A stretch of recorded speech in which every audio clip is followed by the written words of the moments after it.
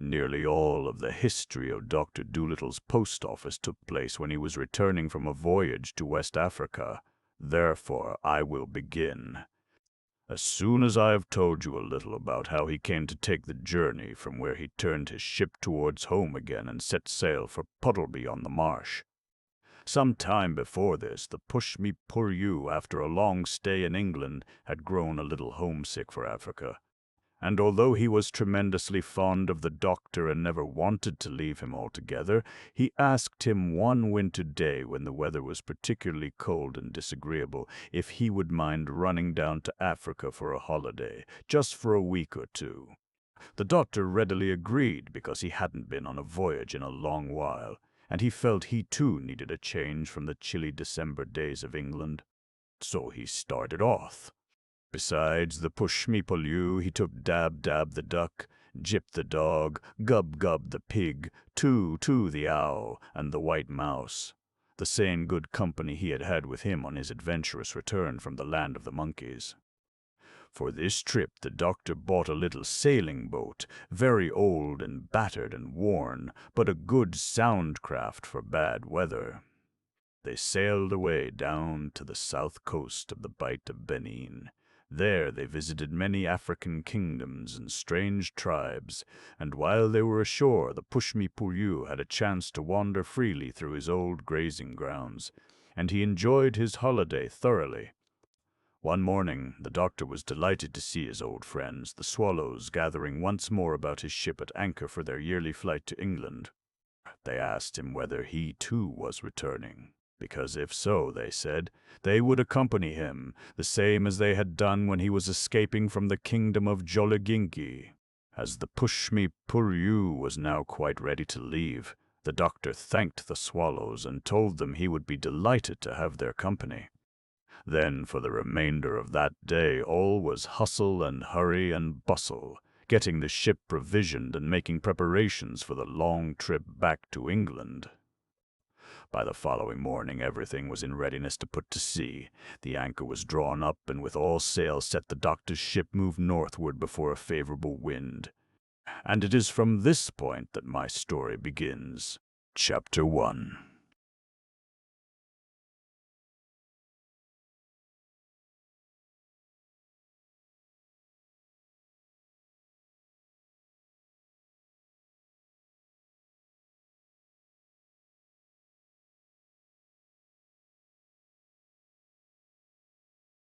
One morning in the first week of the return voyage, when John Dolittle and his animals were all sitting at breakfast round the big table in the cabin, one of the swallows came down and said that he wanted to speak to the doctor. John Dolittle at once left the table and went out into the passage, where he found the swallow leader himself, a very neat, trim little bird with long wings and sharp, snappy black eyes. Speedy the Skimmer he was called, a name truly famous throughout the whole of the feathered world. He was the champion flycatcher and aerial acrobat of Europe, Africa, Asia, and America. For years every summer he had won all the flying races, having broken his own record only last year by crossing the Atlantic in 11.5 hours, at a speed of over 200 miles an hour. "Well, Speedy," said John Dolittle, "what is it?" "Doctor," said the little bird in a mysterious whisper, "we have sighted a canoe about a mile ahead of the ship and a little to the eastward, with only a black woman in it. She is weeping bitterly and isn't paddling the canoe at all. She is several miles from land. 10, at least, I should say, because at the moment we are crossing the Bay of Fantippo and can only just see the shore of Africa. She is really in dangerous straits with such a little bit of a boat that far out at sea. But she doesn't seem to care. She's just sitting in the bottom of the canoe crying as if she didn't mind what happens to her. I wish you would come and speak to her, for we fear she is in great trouble." "All right," said the doctor. "Fly slowly on to where the canoe is, and I will steer the ship to follow you." So John Dolittle went up on deck, and by steering the boat after the guiding swallows, he presently saw a small, dark canoe rising and falling on the waves. It looked so tiny on the wide face of the waters that it could be taken for a log or a stick, or indeed missed altogether unless you were close enough to see it. In the canoe sat a woman with her head bowed down upon her knees. "What's the matter?" shouted the doctor, as soon as he was near enough to make the woman hear. "Why have you come so far from the land? Don't you know that you are in great danger if a storm should come up?" Slowly the woman raised her head. "Go away," said she, "and leave me to my sorrow. Haven't you white men done me enough harm?"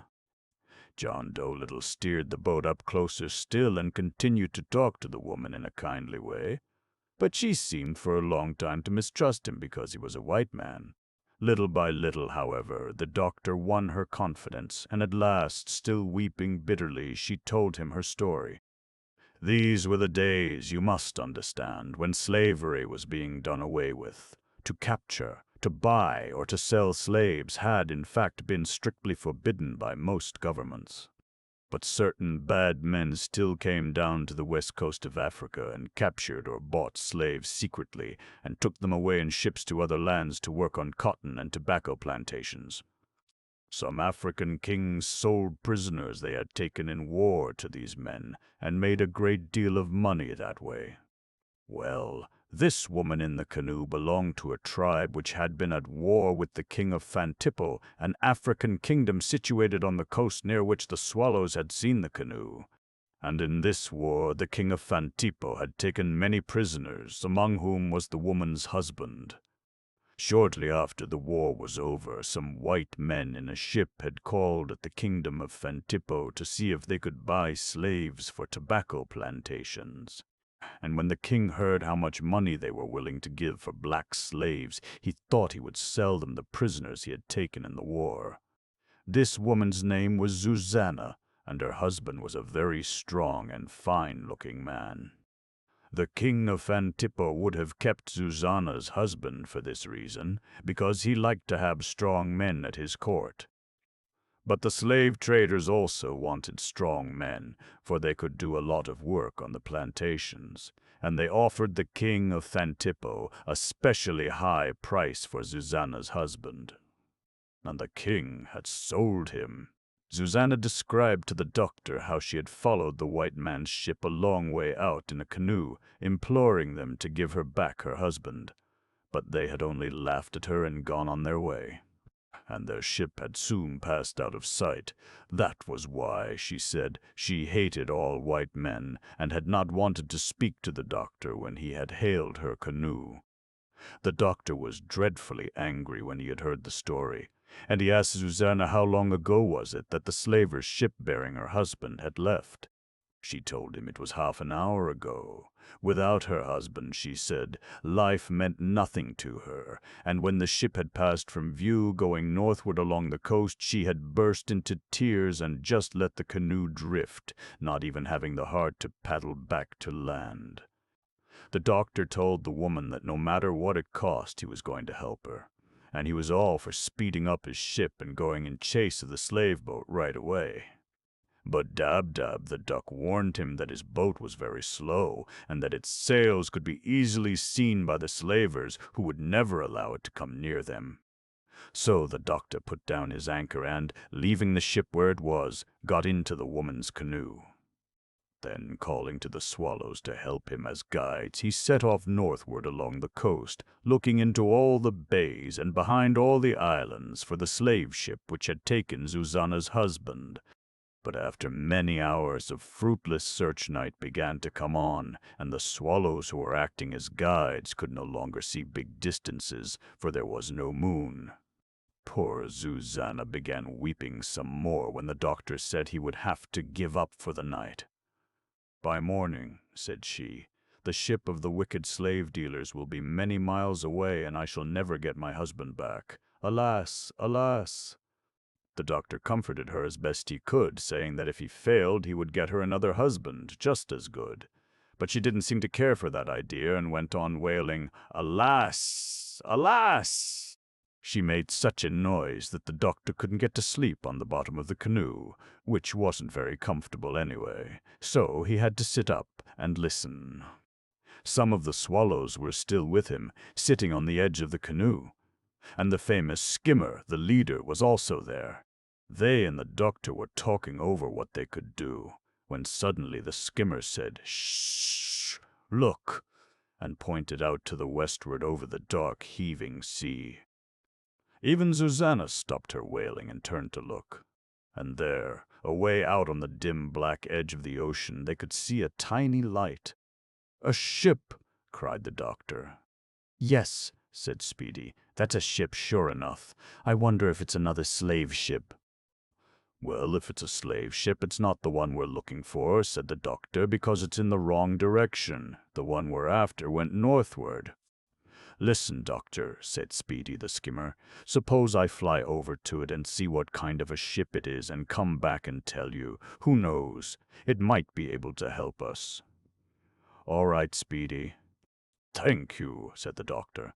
So the skimmer sped off into the darkness toward the tiny light far out to sea, while the doctor fell to wondering how his own ship was getting on, which he had left at anchor some miles down the coast to the southward.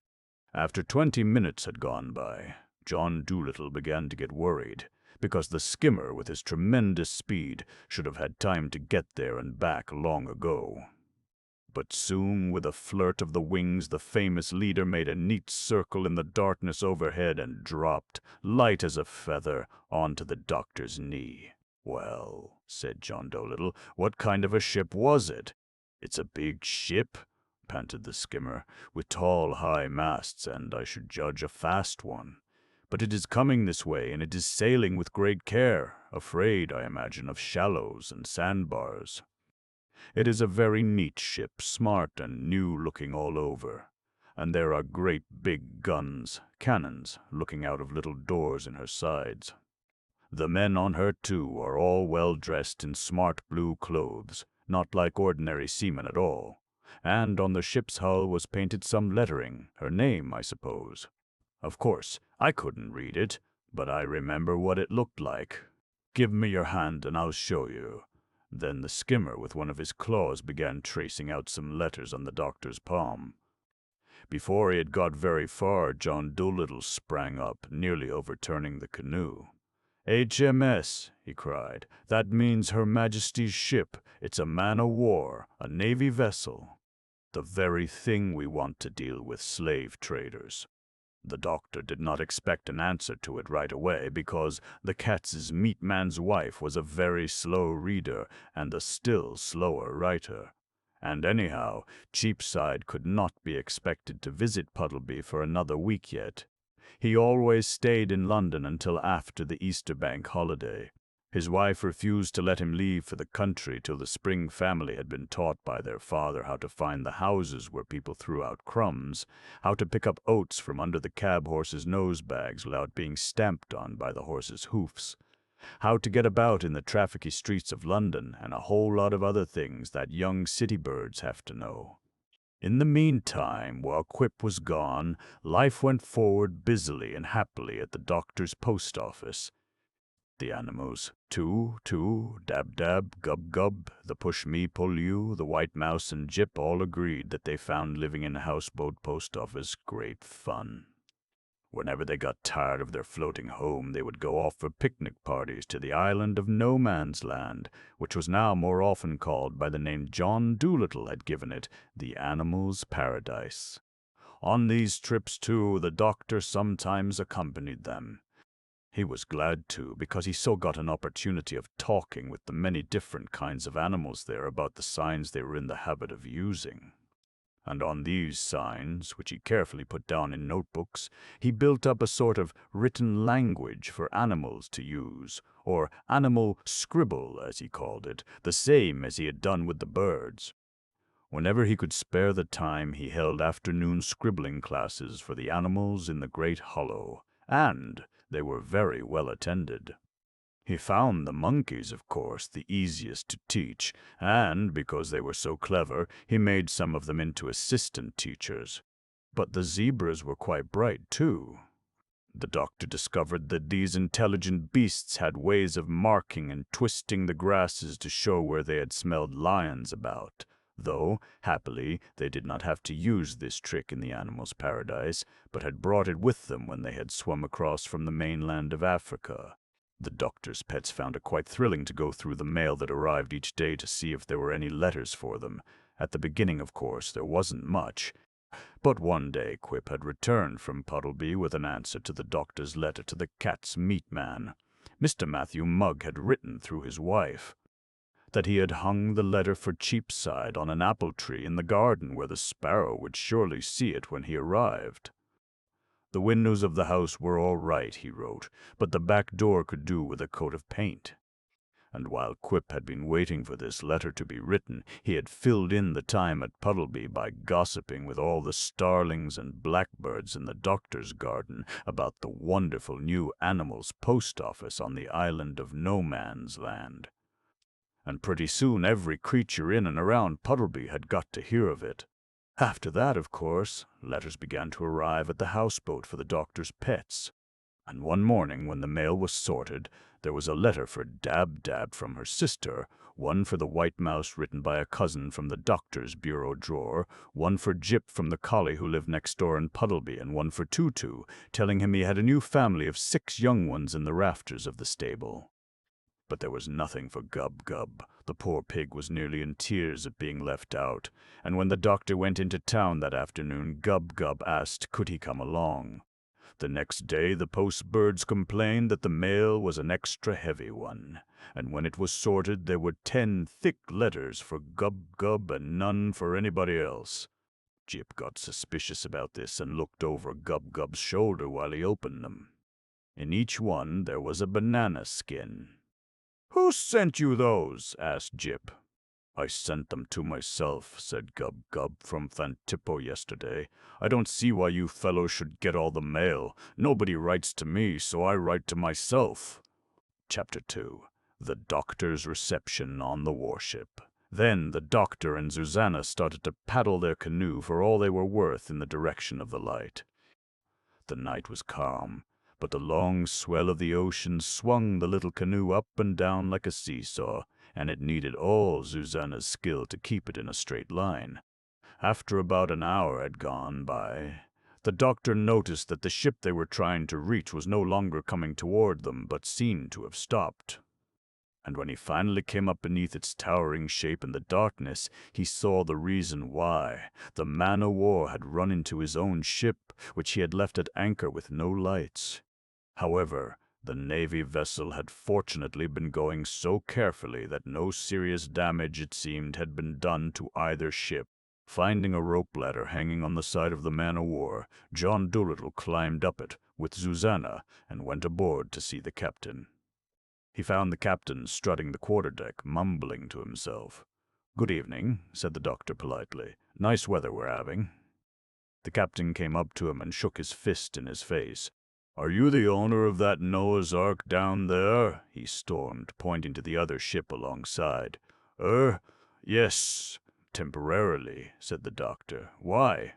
"Well, will you be so good," snarled the captain, his face all out of shape with rage, "as to tell me what in thunder you mean by leaving your old junk at anchor on a dark night without any lights?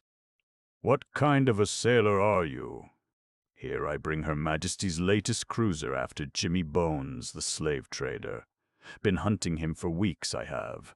And, as though the beastly coast wasn't difficult enough as it is, I bump into a craft riding at anchor with no lights. Luckily I was going slow, taking soundings, or we might have gone down with all hands. I hallooed to your ship and got no answer. So I go aboard her with pistols ready, thinking maybe she's a slaver, trying to play tricks on me. I creep all over the ship, but not a soul do I meet. At last in the cabin I find a pig, asleep in an armchair. Do you usually leave your craft in the charge of a pig, with orders to go to sleep? If you own the ship, why aren't you on her? Where have you been?" "I was out canoeing with a lady," said the doctor, and he smiled comfortingly at Susanna, who was beginning to weep again. "Canoeing with a lady!" spluttered the captain. "Well, I'll be." "Yes," said the doctor. "Let me introduce you. This is Susanna, Captain, but—" The captain interrupted him by calling for a sailor who stood near. "I'll teach you to leave Noah's arks at anchor on the high seas for the Navy to bump into, my fine deep-sea philanderer. Think the shipping laws are made for a joke? Here," he turned to the sailor who had come in answer to his call. "Master-at-arms, put this man under arrest." "Aye, aye, sir," said the master-at-arms. And before the doctor knew it, he had handcuffs fastened firmly on his wrists. "But this lady was in distress," said the doctor. "I was in such a hurry I forgot all about lighting the ship. In fact, it wasn't dark yet when I left." "Take him below," roared the captain. "Take him below before I kill him." And the poor doctor was dragged away by the master-at-arms toward a stair leading to the lower decks. But at the head of the stairs he caught hold of the handrail and hung on long enough to shout back to the captain, "I could tell you where Jimmy Bones is if I wanted to." "What's that?" snorted the captain. "Here, bring him back. What was that you said?" "I said," murmured the doctor, getting his handkerchief out and blowing his nose with his handcuffed hands, "that I could tell you where Jimmy Bones is, if I wanted to." "Jimmy Bones, the slaver?" cried the captain. "That's the man the government has sent me after. Where is he?" "My memory doesn't work very well while my hands are tied," said the doctor quietly, nodding toward the handcuffs. "Possibly if you took these things off I might remember." "Oh, excuse me," said the captain, his manner changing at once. "Master-at-arms, release the prisoner." "Aye, aye, sir," said the sailor, removing the handcuffs from the doctor's wrists and turning to go. "Oh, and by the way," the captain called after him, "bring a chair up on deck. Perhaps our visitor is tired." Then John Dolittle told the captain the whole story of Susanna and her troubles, and all the other officers on the ship gathered around to listen. "And I have no doubt," the doctor ended, "that this slaver who took away the woman's husband was no other than Jimmy Bones, the man you are after." "Quite so," said the captain. "I know he is somewhere around the coast, but where is he now? He's a difficult fish to catch." "He has gone northward," said the doctor, "but your ship is fast and should be able to overtake him. If he hides in some of these bays and creeks, I have several birds here with me who can, as soon as it is light, seek him out for us and tell us where he is." The captain looked with astonishment into the faces of his listening officers, who all smiled unbelievingly. "What do you mean, birds?" the captain asked. "Pigeons, trained canaries, or something?" "No," said the doctor. "I mean the swallows who are going back to England for the summer. They very kindly offered to guide my ship home. They're friends of mine, you see." This time the officers all burst out laughing and tapped their foreheads knowingly, to show they thought the doctor was crazy. And the captain, thinking he was being made a fool of, flew into a rage once more, and was all for having the doctor arrested again. But the officer who was second in command whispered in the captain's ear, "Why not take the old fellow along and let him try, sir? Our course was northward anyway." I seem to remember hearing something, when I was attached to the home fleet, about an old chap in the West Counties who had some strange powers with beasts and birds. I have no doubt this is he. Dolittle, he was called. He seems harmless enough. There's just a chance he may be of some assistance to us. The natives evidently trust him, or the woman wouldn't have come with him. You know how scared they are of putting to sea with a white man." After a moment's thought, the captain turned to the doctor again. "You sound clean crazy to me, my good man. But if you can put me in the way of capturing Jimmy Bones the slaver, I don't care what means you use to do it. As soon as the day breaks, we will get under way. But if you are just amusing yourself at the expense of Her Majesty's Navy, I warn you, it will be the worst day's work for yourself you ever did." Now go and put riding lights on that ark of yours, and tell the pig that if he lets them go out he shall be made into rashers of bacon for the office's mess." There was much laughter and joking as the doctor climbed over the side and went back to his own ship to get his lights lit.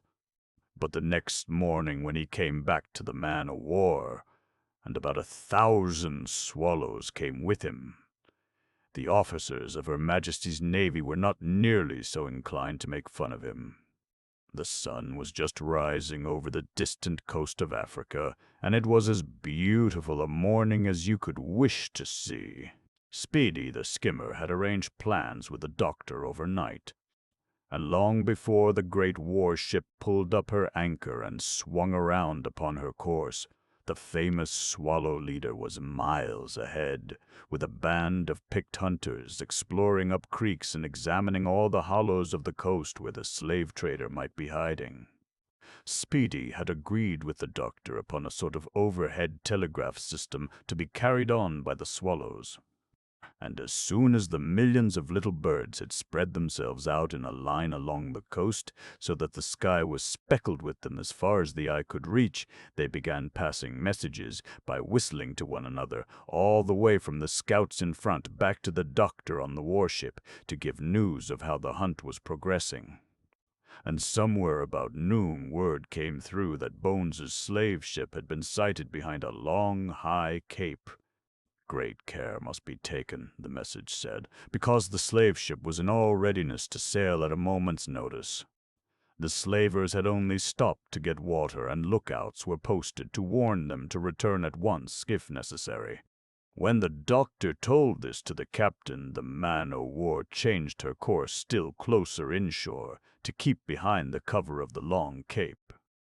All the sailors were warned to keep very quiet, so the Navy ship could sneak up on the slaver unawares. Now the captain, expecting the slavers to put up a fight, also gave orders to get the guns ready. And just as they were about to round the long cape, one of the silly gunners let a gun off by accident. Boom! The shot went rolling and echoing over the silent sea like angry thunder. Instantly back came word over the Swallow's telegraph line that the slavers were warned and were escaping. And sure enough, when the warship rounded the cape at last, there was the slave ship putting out to sea with all sails set and a good 10-mile start on the man-o'-war. And now very soon Cheapside took entire charge of the city delivery of mails in Fantippo. Of course, as soon as the mail began to get heavy, when the people got the habit of writing more to their friends and relatives, Cheapside could not deal with all the mail himself. So he sent a message by a swallow to get 50 sparrows from the streets with the delivery of letters. And around the native holiday seasons, the harvest moon, and the coming of the rains, he had to send for 50 more to deal with the extra mail. And if you happened to pass down the main street of Fantippo at 9 in the morning or 4 in the afternoon, you would hear the rat-tat-tat of the post-sparrows knocking on the doors. Tat-tat if it was a real letter, and just rat if it was a bill. Of course, they could not carry more than 1 or 2 letters at a time, being such small birds. But it only took them a moment to fly back to the houseboat for another load, where Two was waiting for them at the city window with piles of mail sorted out into boxes marked Central, West Central, Southwest, etc. for the different parts of the town. This was another idea of Cheapside's, to divide up the city into districts, the same as they did in London, so the mail could be delivered quickly without too much hunting for streets. Cheapside's help was, indeed, most valuable to the doctor. The king himself said that the mails were wonderfully managed. The letters were brought regularly and never left at the wrong house. He had only one fault, had Cheapside, and that was being cheeky. Whenever he got into an argument, his Cockney swearing was just dreadful. And in spite of the doctor's having issued orders time and time again that he expected his post-office clerks and mailbirds to be strictly polite to the public, Cheapside was always getting into rows, which he usually started himself. One day, when King Coco's pet white peacock came to the doctor and complained that the Cockney sparrow had made faces at him over the palace wall, The doctor became quite angry and read the city manager a long lecture. Then Cheapside got together a gang of his tough London sparrow friends, and one night they flew into the palace garden and mobbed the white peacock and pulled 3 feathers out of his beautiful tail. This last piece of rowdyism was too much for John Dolittle, and, calling up Cheapside, he discharged him on the spot, though he was very sorry to do it. But when the sparrow went all his, London friends went with him, and the post office was left with no city birds to attend to the city deliveries. The swallows and other birds tried their hardest to get letters around to the houses properly, but they couldn't, and before long complaints began to come in from the townspeople. Then the doctor was sorry and wished he hadn't discharged Cheapside, who seemed to be the only one who could manage this part of the mails properly. But one day, to the doctor's great delight, though he tried hard to look angry, Cheapside strolled into the post office with a straw in the corner of his mouth, looking as though nothing had happened. John Dolittle had thought that he and his friends had gone home had just hung around outside the town, and then the doctor, after lecturing Cheapside again about politeness, gave him back his job. But the next day the rowdy little sparrow threw a bottle of post office ink over the royal white peacock when he came to the houseboat with the king to take tea. Then the doctor discharged Cheapside again. In fact, the doctor used to discharge him for rudeness regularly, about once a month, and the city mails always got tied up soon after. But, to the doctor's great relief, the city manager always came back just when the tie-up was at its worst and put things right again. Cheapside was a wonderful bird, but it seemed as though he just couldn't go a whole month without being rude to somebody. The doctor said it was in his nature. Chapter 3. A great gunner, and then began a most exciting sea race. It was now 2 o'clock in the afternoon, and there were not many hours of daylight left. The captain, after he had done swearing at the stupid gunner who had let off the gun by accident, realized that if he did not catch up to the slaver before dark came on, he would probably lose him altogether. For this, Jim Bones was a very sly and clever rascal, and he knew the west coast of Africa. It is sometimes called to this day the Slave Coast very well. After dark, by running without lights, he would easily find some nook or corner to hide in, or double back on his course and be miles away before morning came. So the captain gave orders that all possible speed was to be made. These were the days when steam was first used on ships, but at the beginning it was only used together with the sails, to help the power of the wind. Of this vessel, HMS Violet, the captain was very proud, and he was most anxious that the Violet should have the honor of catching Bones the slaver, who for so long had been defying the Navy by carrying on slave trade after it had been forbidden. So the Violet's steam engines were put to work their hardest, and thick black smoke rolled out of her funnels and darkened the blue sea and smudged up her lovely white sails, humming tight in the breeze. Then the engine boy, also anxious that his ship should have the honor of capturing Bones, tied down the safety valve on the steam engine to make her go faster, and then went up on deck to see the show. And soon, of course, one of the Violet's brand-new boilers burst with a terrific bang and made an awful mess of the engine room. But, being a full-rigged man-o'-war, the Violet was still a pretty speedy sailor, and on she went, furiously plowing the waves and slowly gaining on the slave ship. However, the crafty Bones, with so big a start, was not easy to overtake. And soon the sun began to set, and the captain frowned and stamped his feet, for with darkness he knew his enemy would be safe. Down below among the crew, the man who had fired the gun by accident was having a terrible time. All his companions were setting on him and mobbing him for being such a duffer as to warn Bones, who would now almost certainly escape. The distance from the slaver was still too great to use the kind of guns they had in those days. But when the captain saw darkness creeping over the sea and his enemy escaping, he gave orders to man the guns anyway. although he hadn't the least hope that his shots would hit the slaver at that distance. Now Speedy the skimmer, as soon as the race had begun, had come on to the warship to take a rest. And he happened to be talking to the doctor when the order to man the guns came down from the captain. So the doctor and Speedy went below to watch the guns being fired. They found an air of quiet but great excitement there. Each gunner was leaning on his gun, aiming it, watching the enemy's ship in the distance and waiting for the order to fire. The poor man who had been mobbed by his fellows was still almost in tears at his own stupid mistake. Suddenly an officer shouted, "Fire!" and with a crash that shook the ship from stem to stern, 8 big cannonballs went whistling out across the water. But not one hit the slave ship. Splash! Splash!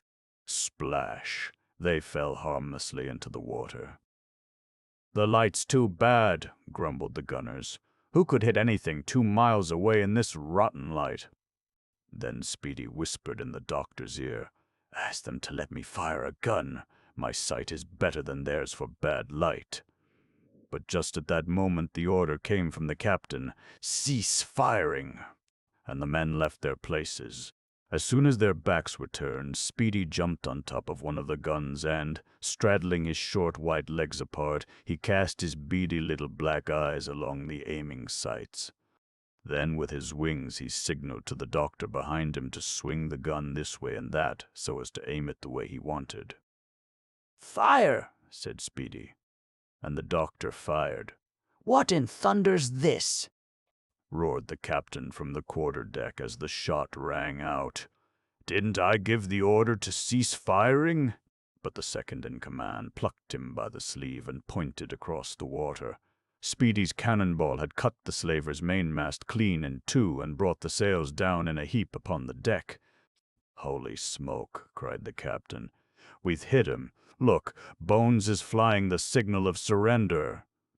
Then the captain, who a moment before was all for punishing the man who had fired without orders, wanted to know who it was that aimed that marvelous shot which brought the slaver to a standstill.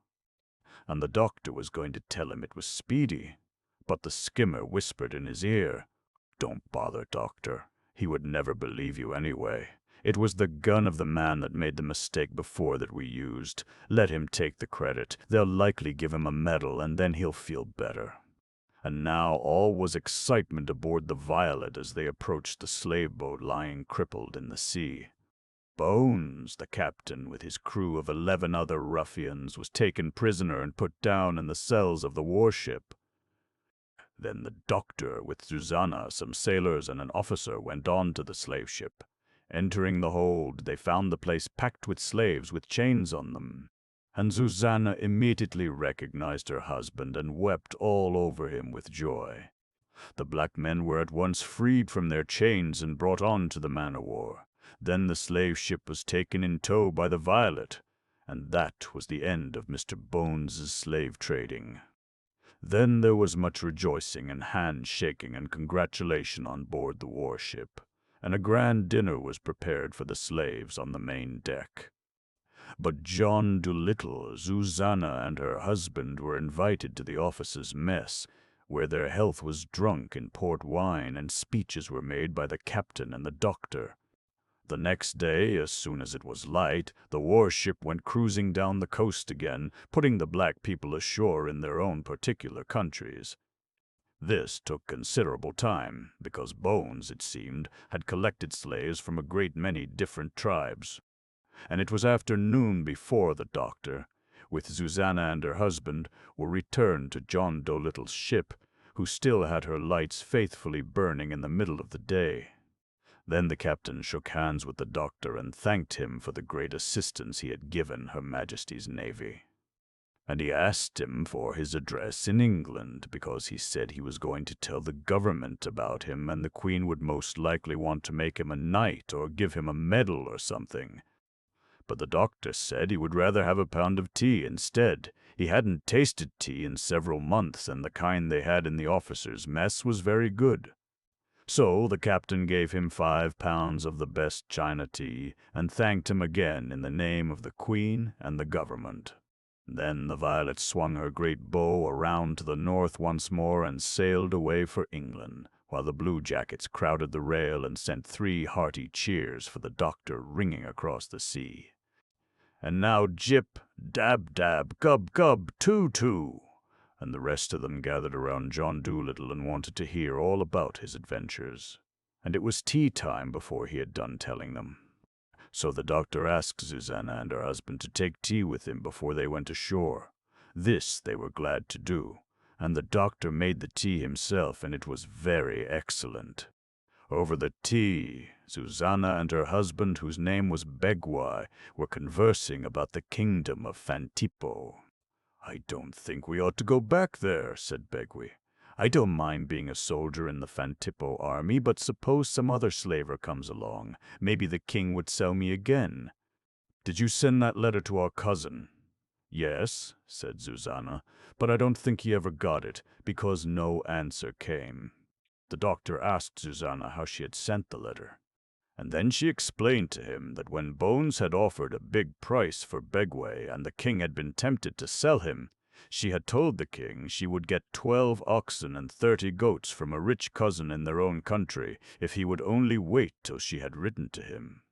Now, the king of Fantipo was very fond of oxen and goats, cattle being considered as good as money in his land, and he promised Susanna that if she got the 12 oxen and 30 goats in 2 days' time, her husband should be a free man instead of being sold to the slavers. So Susanna had hurried to a professional letter writer. The common people of those tribes couldn't write for themselves, you see, and had a letter written, begging their cousin to send the goats and oxen to the king without delay. Then she had taken the letter to the Fantipo post office and sent it off. But the 2 days went by, and no answer came, and no cattle. Then poor Begwai had been sold to Bones's men.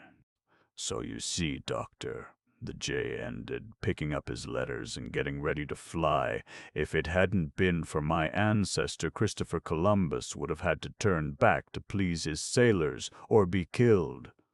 If it hadn't been for him, America would not have been discovered in 1492. Later, perhaps, but not in 1492.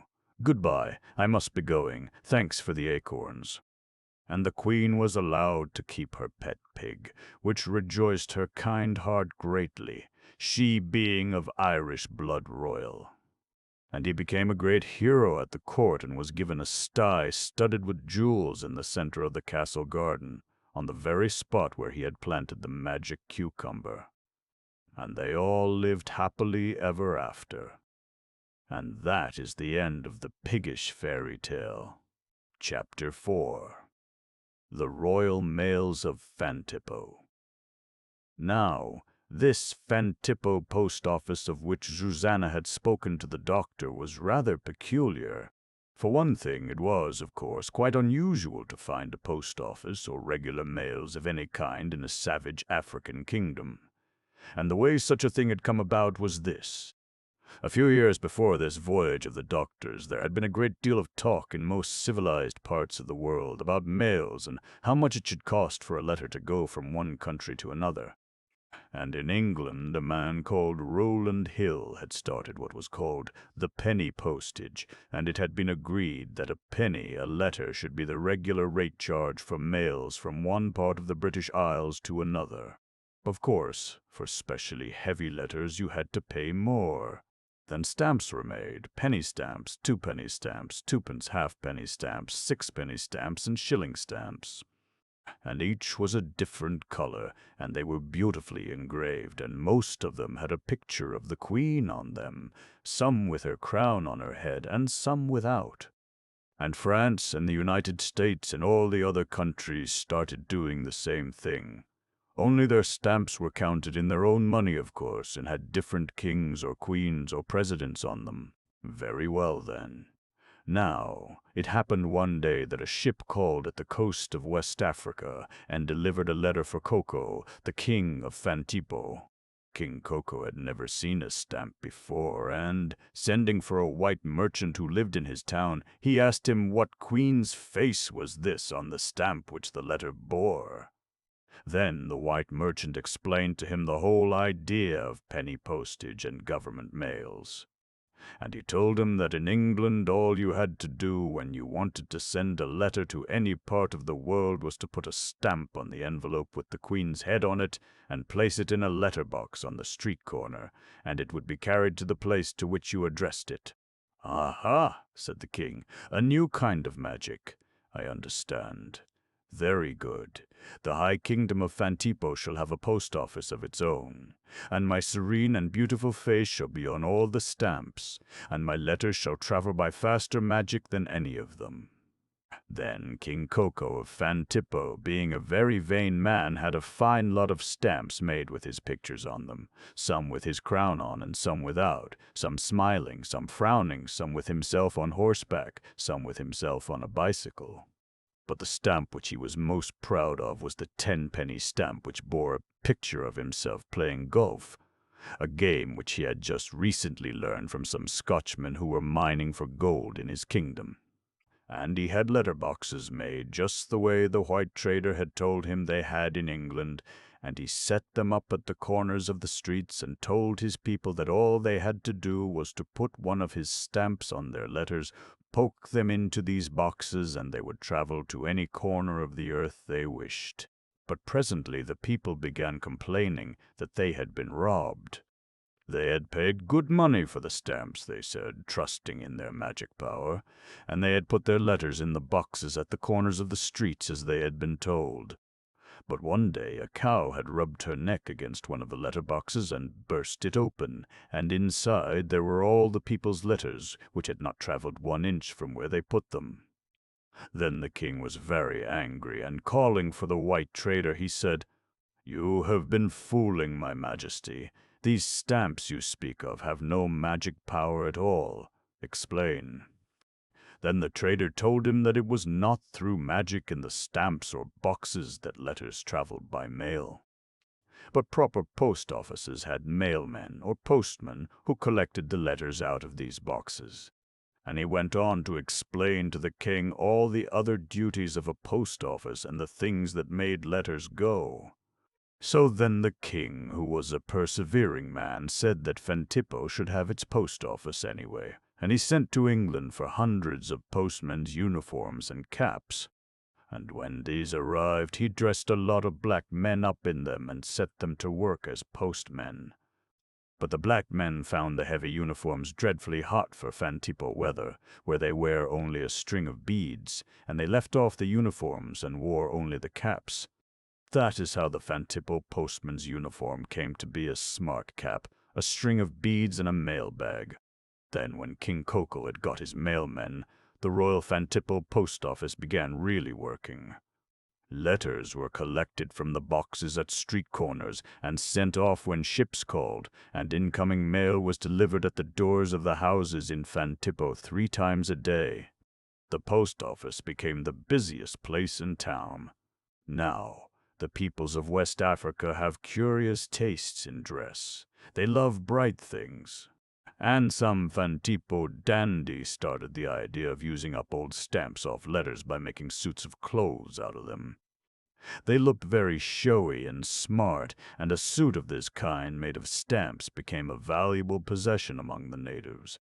About this time, too, in the civilized parts of the world, one of the things that arose out of all this penny postage business was the craze or hobby for collecting stamps. In England and America and other countries, people began buying stamp albums and pasting stamps in them. A rare stamp became quite valuable. And it happened that one day 2 men, whose hobby was collecting stamps, came to Fantipo in a ship. The one stamp they were both most anxious to get for their collections was the 2-penny halfpenny Fantipo Red, a stamp which the king had given up printing, for the reason that the picture of himself on it wasn't handsome enough, and because he had given up printing it, it became very rare. As soon as these 2 men stepped ashore at Fantipo, a porter came up to them to carry their bags. And right in the middle of the porter's chest the collector spied the 2-penny halfpenny Fantipo Red. Then both of the stamp collectors offered to buy the stamp, and as each was anxious to have it for his collection, before long they were offering high prices for it, bidding against one another. King Koko got to hear of this, and he called up one of these stamp collectors and asked him why men should offer high prices for one old used stamp. And the white man explained to him this new craze for stamp collecting that was sweeping over the civilized world. So King Koko, although he thought that the civilized world must be crazy, decided it would be a good idea if he sold stamps for collections, much better business than selling them at his post office for letters. And after that, whenever a ship came into the harbor of Fantipo, he sent his postmaster general, a very grand man who wore 2 strings of beads, a postman's cap, and no mailbag, out to the ship with stamps to sell for collections. Such a roaring trade was done in this way that the king set the stamp printing presses to work more busily than ever, so that a whole new set of Fantipo stamps should be ready for sale by the time the same ship called again on her way home to England. But with this new trade in selling stamps for stamp collections and not for proper mailing purposes, the Fantipo mail service was neglected and became very bad. Now, Dr. Dolittle, while Susanna was talking over the tea about her letter which she had sent to her cousin, and to which no answer had ever come, suddenly remembered something. On one of his earlier voyages, the passenger ship by which he had been traveling had stopped outside this same harbor of Fantipo, although no passengers had gone ashore, and a postman had come aboard to sell a most elegant lot of new green and violet stamps. The doctor, being at the time a great stamp collector, had bought 3 whole sets, and he realized now, as he listened to Susanna, what was wrong with the Fantipo post office, and why she had never got an answer to the letter which would have saved her husband from slavery. As Susanna and Bagway rose to go, for it was beginning to get dark, the doctor noticed a canoe setting out toward his ship from the shore. And in it, when it got near, he saw King Koko himself coming to the white man's boat with stamps to sell. So the doctor got talking to the king, and he told him in plain language that he ought to be ashamed of his post office. Then, giving him a cup of China tea, he explained to him how Susanna's letter had probably never been delivered to her cousin. The king listened attentively and understood how his post office had been at fault, and he invited the doctor to come ashore with Susanna and Bagway and arrange the post office for him and put it in order so it would work properly. "He hasn't any matches on him," she shouted. "Not a single one." "Confound the luck," muttered John Dolittle. And then there was a solemn silence in the lighthouse while the doctor above and Dab-Dab below thought gloomily of that big ship sailing onward to her wreck because they had no matches. But suddenly out of the black stillness came a small, sweet voice singing somewhere near. "Tab, Tab," cried the doctor in a whisper. "Do you hear that? A canary." "There's a canary singing somewhere, probably in a cage in the lighthouse kitchen."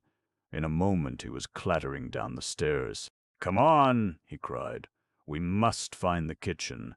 That canary will know where the matches are kept. Find the kitchen."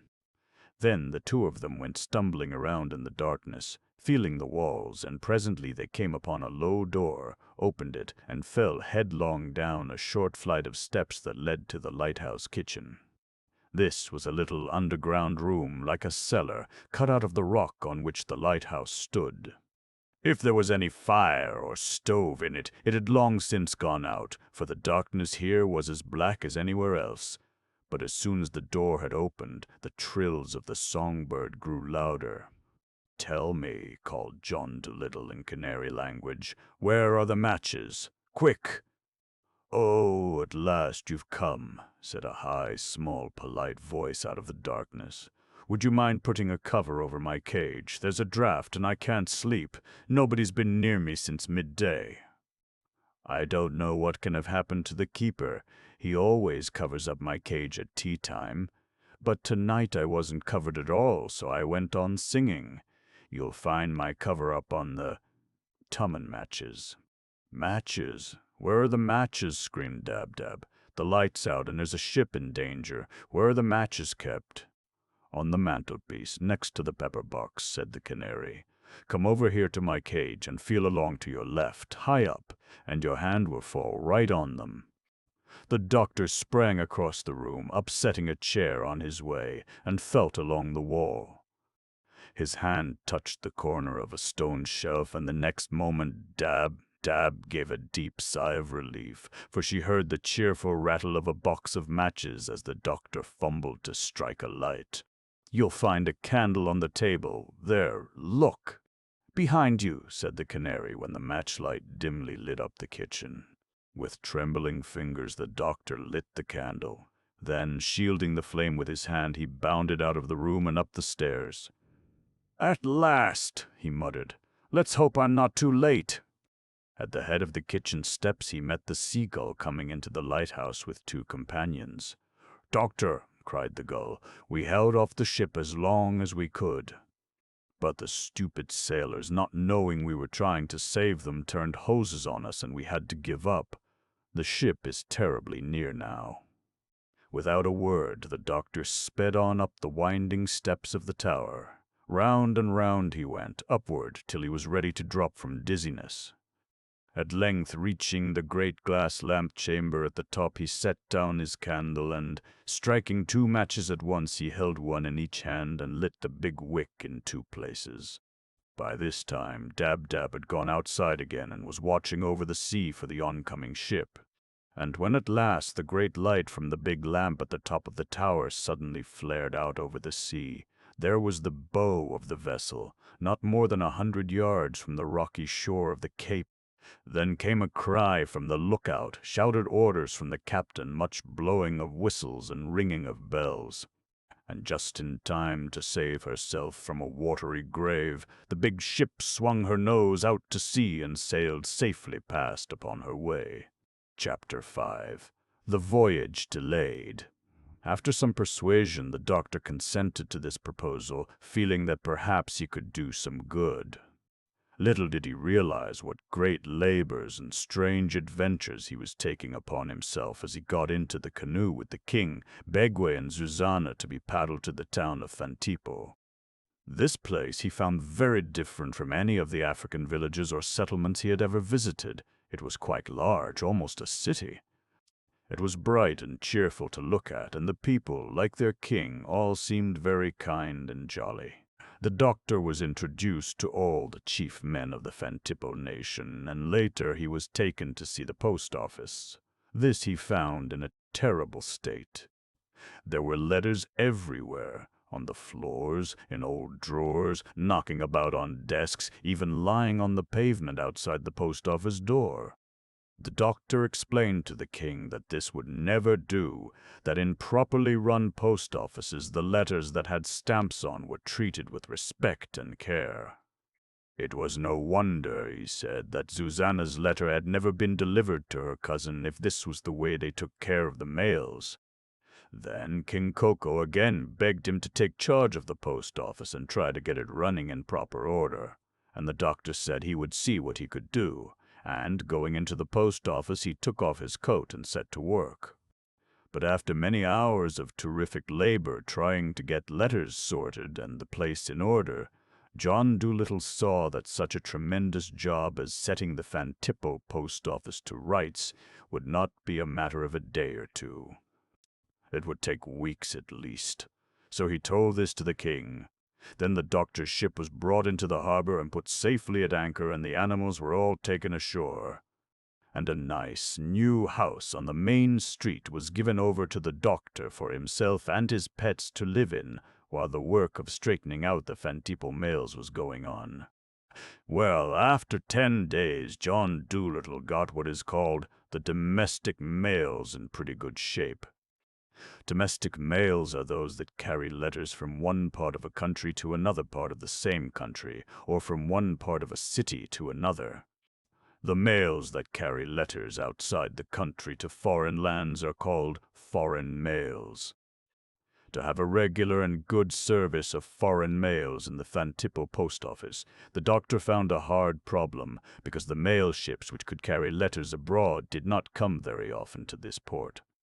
Thantipo, although King Koko was most proud of it, was not considered a very important country among the regular civilized nations, and 2 or 3 ships a year were all that ever called there. Now, one day, very early in the morning, when the doctor was lying in bed wondering what he could do about the foreign mail service, Dab Dab and Jip brought him in his breakfast on a tray and told him there was a swallow outside who wanted to give him a message from Speedy the Skimmer. John Dolittle had the swallow brought in, and the little bird sat on the foot of his bed while he ate his breakfast. "Good morning," said the doctor, cracking open the top of a hard-boiled egg. "What can I do for you?"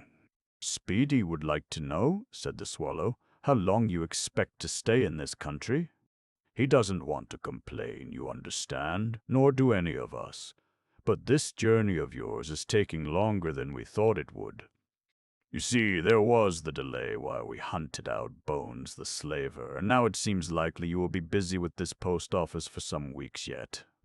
Ordinarily, we would have been in England long before this, getting the nests ready for the new season's families. We cannot put off the nesting season, you know. Of course, you understand we are not complaining, don't you? But this delay is making things rather awkward for us." "Oh, quite, I understand perfectly," said the doctor, poking salt into his egg with a bone egg spoon. "I am dreadfully sorry. But why didn't Speedy bring the message himself?" "I suppose he didn't like to," said the swallow. "Thought you'd be offended, perhaps." "Oh, not in the least," said the doctor. "You birds have been most helpful to me. Tell Speedy I'll come to see him as soon as I've got my trousers on and we'll talk it over. Something can be arranged, I have no doubt." "Very good, doctor," said the swallow, turning to go. "I'll tell the skimmer what you say." "By the way," said John Dolittle, "I've been trying to think where I've seen your face before. Did you ever build your nest in my stable in Puddleby?" "No," said the bird, "but I am the swallow that brought you the message from the monkeys that time they were sick." "Oh, to be sure, of course," cried the doctor. "I knew I had seen you somewhere. I never forget faces. You had a pretty hard time coming to England in the winter, didn't you? Snow on the ground and all that sort of thing. Very plucky of you to undertake it." "Yes, it was a hard trip," said the swallow. "I came near freezing to death more than once. Flying into the teeth of that frosty wind was just awful. But something had to be done. The monkeys would most likely have been wiped right out if we hadn't got you." "How was it that you were the one chosen to bring the message?" asked the doctor. "Well," said the swallow, "Speedy did want to do it himself. He's frightfully brave, you know, and fast as lightning. But the other swallows wouldn't let him. They said he was too valuable as a leader. It was a risky job. And if he had lost his life from the frost, we'd never be able to get another leader like him. Because, besides being brave and fast, he's the cleverest leader we ever had. Whenever the swallows are in trouble, he always thinks of a way out. He's a born leader. He flies quick and he thinks quick." "Humph," murmured the doctor, as he thoughtfully brushed the toast crumbs off the bedclothes. "But why did they pick you to bring the message?" "They didn't," said the swallow.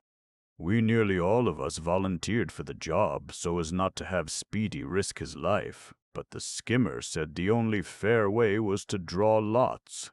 So we got a number of small leaves and we took the stalks off all of them except one, and we put the leaves in an old coconut shell and shook them up. Then, with our eyes shut, we began picking them out. The swallow who picked the leaf with the stalk on it was to carry the message to England, and I picked the leaf with the stalk on. Before I started off on the trip, I kissed my wife goodbye because I really never expected to get back alive. Still, I'm kind of glad the lot fell to me." "Why?" asked the doctor, pushing the breakfast tray off his knees and punching the pillows into shape. "Well, you see," said the swallow, lifting his right leg and showing a tiny red ribbon made of corn silk tied about his ankle. "I got this for it." "What's that?" asked the doctor. "That's to show I've done something brave and special," said the swallow modestly. "Oh, I see," said the doctor. "Like a medal, eh?" "Yes. My name is Quip. It used to be just plain Quip. Now I'm called Quip the Carrier," said the small bird, proudly gazing down at his little stubby white leg. "Splendid, Quip," said the doctor. "I congratulate you. Now I must be getting up. I've a frightful lot of work to do. Don't forget to tell Speedy I'll meet him on the ship at 10. Goodbye. Oh, and would you mind asking Dab Dab as you go out to clear away the breakfast things? I'm glad you came. You've given me an idea. Goodbye." And when Dab Dab and Jip came to take away the tray, they found the doctor shaving. He was peering into a looking-glass, holding the end of his nose and muttering to himself. "That's the idea for the Fantipo Foreign Mail Service. I wonder why I never thought of it before. I'll have the fastest overseas mail the world ever saw. Why, of course. That's the idea, the swallow mail." "No," said the gull. "We can't see any more, it is true. But, my goodness, if we were as helpless in a fog as the sailors are, we'd always be lost. What we do if we are going anywhere special and we run into a fog is to fly up above it, way up where the air is clear. Then we can find our way as well as ever."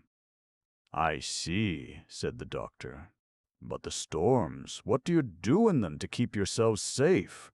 "Well, of course, in storms, bad storms, even seabirds can't always go where they want. We seagulls never try to battle our way against a real gale. The petrels sometimes do, but we don't. It is too tiring, and even when you can come down and rest on the water, swimming every once in a while, it's a dangerous game. We fly with the storm, just let it carry us where it will. Then, when the wind dies down, we come back and finish our journey." "But that takes a long time, doesn't it?" asked the doctor. "Oh, yes," said the gull. "It wastes a little time. But, you know, we very seldom let ourselves get caught by a storm." "How do you mean?" asked John Dolittle. "We know before we reach one where it is, and we go around it. No experienced seabird ever runs his head into a bad storm." "But how do you know where the storms are?" asked the doctor. "Well," said the gull, "I suppose two great advantages we birds have over the sailors in telling when and where to expect bad weather are our good eyesight and our experience. For one thing, we can always rise high in the air and look over the sea for a distance of 50 or 60 miles.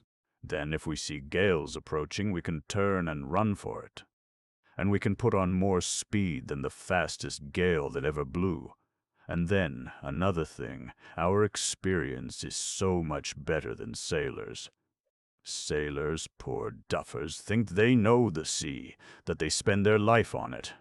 They don't. Believe me, they don't. Half the time they spend in the cabin, part of the time they spend on shore, and a lot of the time they spend sleeping. And even when they're on deck, they're not always looking at the sea. They fiddle around with ropes and paintbrushes and mops and buckets. You very seldom see a sailor looking at the sea." "I suppose they get rather tired of it, poor fellows," murmured the doctor. "Maybe. But after all, if you want to be a good seaman, the sea is the thing that counts, isn't it? That's the thing you've got to look at, to study. Now, we seabirds spend nearly all our lives, night and day, spring, summer, autumn, and winter, looking at the sea. And what is the result?" asked the gull, taking a fresh piece of toast from the rack that Dab Dab handed him. "The result is this: we know the sea. Why, doctor, if you were to shut me up in a little box with no windows in it and take me out into the middle of any ocean you liked and then open the box and let me look at the sea, even if there wasn't a speck of land in sight, I could tell you what ocean it was and, almost to a mile, what part of it we were in. But, of course, I'd have to know what date it was." "Marvelous!" cried the doctor. "How do you do it?" "From the color of it, from the little particles of things that float in it, from the kind of fishes and sea creatures swimming in it, from the way the little ripples rippled and the big waves waved, from the smell of it, from the taste, the saltness of it, and a couple of hundred other things. But, you know, in most cases, Not always, but in most cases. I could tell you where we were with my eyes shut as soon as I got out of the box, just from the wind blowing on my feathers. Great heavens, the doctor exclaimed. You don't say. Water made no impression on me. So there I sat, shivering on the river bank in the depths of despair. And presently I saw the sky in the east growing pale, and I knew that morning was coming. Daylight. That for me meant more hunting and running and jeering as soon as the sun should show my ridiculous color. And then I came to a very sad decision. Probably the saddest decision that a free mouse ever made. Rather than be hunted and jeered at any more, I decided that I would sooner be back in a cage, a pet mouse. Yes, there at least I was well treated and well fed by the snub-nosed miller lad. I would go back and be a captive mouse. Was I not spurned by my lady love and jeered at by my friends? Very well then, I would turn my back upon the world and go into captivity. And then my lady love would be sorry. Too late! So, picking myself up wearily, I started off for the miller's shop. On the threshold I paused a moment. It was a terrible step I was about to take. I gazed miserably down the street, thinking upon the hardness of life and the sadness of love, and there, coming toward me with a bandage around his tail, was my own brother. As he took a seat beside me on the doorstep, I burst into tears and told him all that had happened to me since we left our parents' home. I am terribly sorry for your bad luck, said he when I had ended. but I'm glad I caught you before you went back into captivity, because I think I can guide you to a way out of your troubles. What way is there? I said. For me, life is over. Go and see the doctor, said my brother. What doctor? I asked. There's only one doctor, he answered. You don't mean to say you've never heard of him? And then he told me all about Doctor Dolittle. This was around the time when the doctor first began to be famous among the animals. But I, living alone with the old rat at the dyer's shed, had not heard the news. I've just come from the doctor's office, said my brother. I got my tail caught in a trap and he bandaged it up for me. He's a marvelous man, kind and honest, and he talks animals' language. Go to him and I'm sure he'll know some way to clean blue dye off a mouse. He knows everything. So that is how I first came to John Dolittle's house in Puddleby. The doctor, when I told my troubles to him, took a very small pair of scissors and cut off all my fur so I was as bald and as pink as a pig. Then he rubbed me with some special hair restorer for mice, a patent invention of his own, and very soon I grew a brand new coat of fur as white as snow.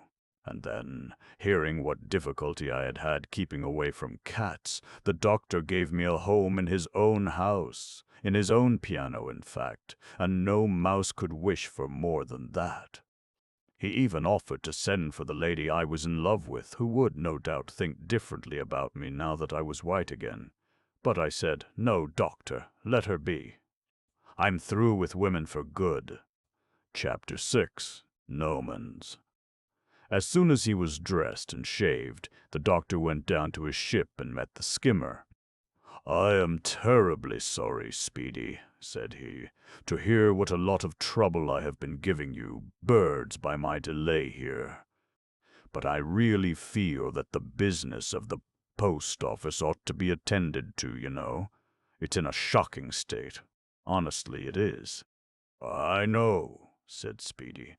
And if we could, we would have nested right here in this country to oblige you and not bothered about going to England this year.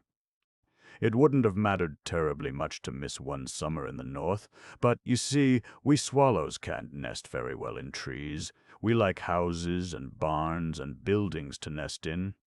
Couldn't you use the houses of Fantippo? Asked the doctor. Not very well, said Speedy. They're so small and noisy, with the native children playing around them all day. The eggs and young ones wouldn't be safe for a minute. And then, They're not built right for us. Mostly made of grass, the roof sloping wrong, the eaves too near the ground, and all that. What we like are solid English buildings, where the people don't shriek and whoop and play drums all day. Quiet buildings like old barns and stables, where, if people come at all, they come in a proper, dignified manner, arriving and leaving at regular hours. We like people, you understand, in their right place. But nesting mother birds must have quiet. Humph. I see, said the doctor. Of course, myself, I rather enjoy the jolliness of these fantipos. But I can quite see your point. By the way, how would my old ship do? This ought to be quiet enough for you here. There's nobody living on it now. And, look, it has heaps of cracks and holes and corners in it where you could build your nests. What do you think? That would be splendid, said Speedy, if you think you won't be needing the boat for some weeks. Of course, it would never do if, after we had the nests built and the eggs laid, you were to pull up the anchor and sail away. The young ones would get seasick. No, of course not, said the doctor. But there will be no fear of my leaving for some time yet. You could have the whole ship to yourselves, and nobody will disturb you. All right, said Speedy. Then I'll tell the swallows to get on with the nest building right away. But, of course, we'll go on to England with you when you are ready, to show you the way, and also to teach the young birds how to get there, too. You see, each year's new birds make their first trip back from England to Africa with us grown ones. They have to make the first journey under our guidance. Very good, said the doctor. Then that settles that. Now I must get back to the post office. The ship is yours. But as soon as the nesting is over, come and let me know, because I have a very special idea I want to tell you about. So the doctor's boat was now turned into a nesting ship for the swallows. Calmly she stood at anchor in the quiet waters of Fantipo harbor, while thousands and thousands of swallows built their nests in her rigging, in her ventilators, in her portholes, and in every crack and corner of her. No one went near her, and the swallows had her to themselves, and they agreed afterward that they found her the best place for nesting they had ever used. In a very short time the ship presented a curious and extraordinary sight, with the mud nests stuck all over her and birds flying in thousands round her masts, coming and going, building homes and feeding young ones. And the farmers in England that year said the coming winter would be a hard one because the swallows had done their nesting abroad before they arrived, and only spent a few weeks of the autumn in the north. And later, after the nesting was all over, there were more than twice as many birds as there were before, of course. And you simply couldn't get onto the ship for the tons and tons of mud on her. But the parent birds, as soon as the young ones were able to fly, set their children to work clearing up the mess, and all that mud was taken off and dropped into the harbor piece by piece. And the doctor's ship was left in a cleaner state than it had ever been before in its whole life. Now, it happened one day that the doctor came to the post office as usual at 9 o'clock in the morning. He had to get there at that time, because if he didn't, the postman didn't start working, and outside the post office he found Jip gnawing a bone on the pavement. Something curious about the bone struck the doctor, who was, of course, being a naturalist, quite a specialist in bones. He asked Jip to let him look at it. "Why, this is extraordinary," said the doctor, examining the bone with great care. "I did not know that this class of animals was still to be found in Africa. Where did you get this bone, Jip?" "Over in No Man's Land," said Jip. "There are lots of bones there." "And where might No Man's Land be?" said John Dolittle. "No Man's Land is that round island just outside the harbor," said Jip. "You know, the one that looks like a plum pudding." "Oh, yes," said the doctor. "I know the island you mean. It's only a short distance from the mainland. But I hadn't heard that that was the name of it." "Humph. If you'll lend me this bone a while, Jip, I think I'll go to see the king about it." So, taking the bone, John Dolittle went off to call on King Koko, and Jip asked if he might come along. They found the king sitting at the palace door, sucking a lollipop, for he, like all the Fantippos, was very fond of sweetmeats. "Good morning, your majesty," said the doctor. "Do you happen to know what kind of animal this bone belongs to?" The king examined it, then shook his head. He didn't know much about bones. "Maybe it's a cow's bone," said he. "Oh, certainly not," said John Dolittle. "No cow ever had a bone like that. That's a jaw, but not a cow's jaw. Listen, your majesty, would you mind lending me a canoe and some paddlers? I want to go over to visit No Man's Land." To the doctor's astonishment, the king choked on his lollipop and nearly fell over his chair backwards. Then he ran inside the palace and shut the door. "How extraordinary," said John Dolittle, entirely bewildered. "What ails the man?" "Oh, it's some humbug or other," growled Jip. "They're a superstitious lot, these natives. Let's go down to the harbor, doctor, and try to hire a canoe to take us." So they went down to the water's edge and asked several of the canoesmen to take them over to No Man's Land. But everyone they asked got dreadfully frightened and refused to talk when the doctor told them where he wanted to go. They wouldn't even let him borrow their canoes to go there by himself.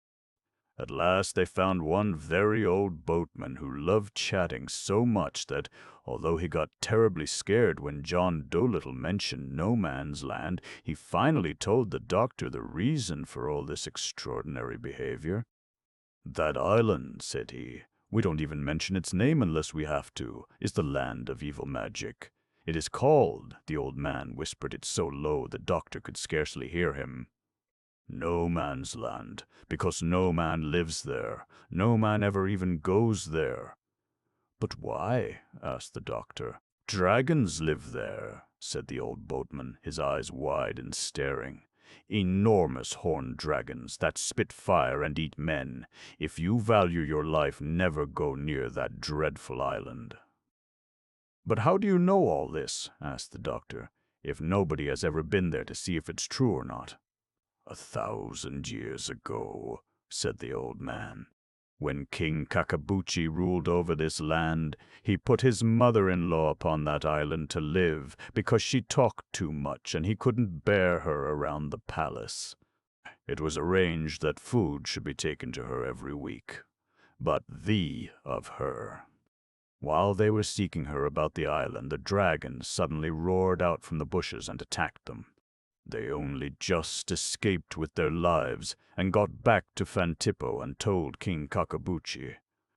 A famous wizard was consulted, and he said it must have been the king's mother-in-law herself who had been changed into a dragon by some magic spell.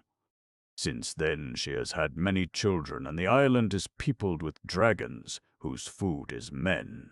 For whenever a canoe approaches, the dragons come down to the shores, breathing flame and destruction. But for many hundreds of years now, no man has set foot upon it. That is why it is called, well, you know." After he had told this story, the old man turned away and busied himself with his canoe, as though he were afraid that the doctor might again ask him to paddle him to the island. "Look here, Jip," said John Dolittle. "You said you got this bone from No Man's Land. Did you see any dragons there?" "No," said Jip. "I swam out there, just to get cool. It was a hot day yesterday, and then I didn't go far inland on the island. I found many bones on the beach. And as this one smelled good to me, I picked it up and swam back here with it. I was more interested in the bone and the swim than I was in the island, to tell you the truth." "It's most extraordinary," murmured the doctor. "This legend about the island, it makes me more anxious than ever to go there. That bone interests me, too, immensely. I've seen only one other like it, and that was in a natural history museum. Do you mind if I keep it, Jip? I'd like to put it in my own museum when I get back to Puddleby." "Not at all," said Jip. "Look here, doctor. If we can't raise a canoe, let you and I swim out to the island. It's not over 1.5 miles, and we're both good swimmers." "That's not a bad idea, Jip," said the doctor. We'll go down the shore away till we're opposite the island, then we won't have so far to swim." So off they went. And when they had come to the best place on the shore, the doctor took off his clothes and, tying them up in a bundle, he fastened them on his head, with the precious high hat on the top of all. Then he waded into the surf and, with Jip beside him, started swimming for the island. Now this particular stretch of water they were trying to cross happened to be a bad place for swimming. And after about a quarter of an hour, Jip and the doctor felt themselves being carried out to sea in the grip of a powerful current. They tried their hardest to get to the island, but without any success. "Let yourself drift, Doctor," panted Jip. "Don't waste your strength fighting the current. Let yourself drift. Even if we're carried past the island out to sea, we can land on the mainland further down the coast, where the current isn't so strong." But the doctor didn't answer, and Jip could see from his face that his strength and breath were nearly gone. Then Jip barked his loudest, hoping that possibly Dab-Dab might hear him on the mainland and fly out and bring help. But, of course, they were much too far from the town for anyone to hear. "Turn back, Jip," gasped the doctor. "Don't bother about me. I'll be all right. Turn back and try and make the shore." But Jip had no intention of turning back and leaving the doctor to drown, though he saw no possible chance of rescue. Presently John Dolittle's mouth filled with water, and he began to splutter and gurgle, and Jip was really frightened. But just as the doctor's eyes were closing and he seemed too weak to swim another stroke, a curious thing happened. Jip felt something come up under the water right beneath his feet and lift him and the doctor slowly out of the sea, like the rising deck of a submarine. Up and up they were lifted, now entirely out of the water, and, gasping and sprawling side by side, they gazed at one another in utter astonishment. "What is it, Doctor?" said Jip, staring down at the strange thing, which had now stopped rising and was carrying them like a ship, right across the strong course of the current in the direction of the island. "I haven't the remotest idea," panted John Dolittle. "Can it be a whale?" "No, because the skin isn't a whale's. This is fur," he said, plucking at the stuff he was sitting on. "Well, it's an animal of some kind, isn't it?" said Jip. "But where's its head?" And he gazed down the long, sloping back that stretched in a flat curve in front of them for a good 30 yards. "Its head is under water," said the doctor. "But there's its tail. Look, behind us." And turning around, Jip saw the longest tail that mortal beast ever had, thrashing the water and driving them toward the island. "I know," cried Jip. "It's the dragon." "This is King Kakabuchi's mother-in-law we're sitting on." "Well, anyway, thank goodness she rose in time," said the doctor, shaking the water out of his ears. "I was never so near drowning in my life. I suppose I'd better make myself a little more presentable before she gets her head out of water." And, taking down his clothes off his own head, the doctor smartened up his high hat and dressed himself, while the strange thing that had saved their lives carried them steadily and firmly toward the mysterious island. And the dealer came down, and the mayor came down, and all the rich folk and poor folk. So, when the whole town was gathered around, the people began offering to buy these pictures, asking the beggar how much he wanted for them.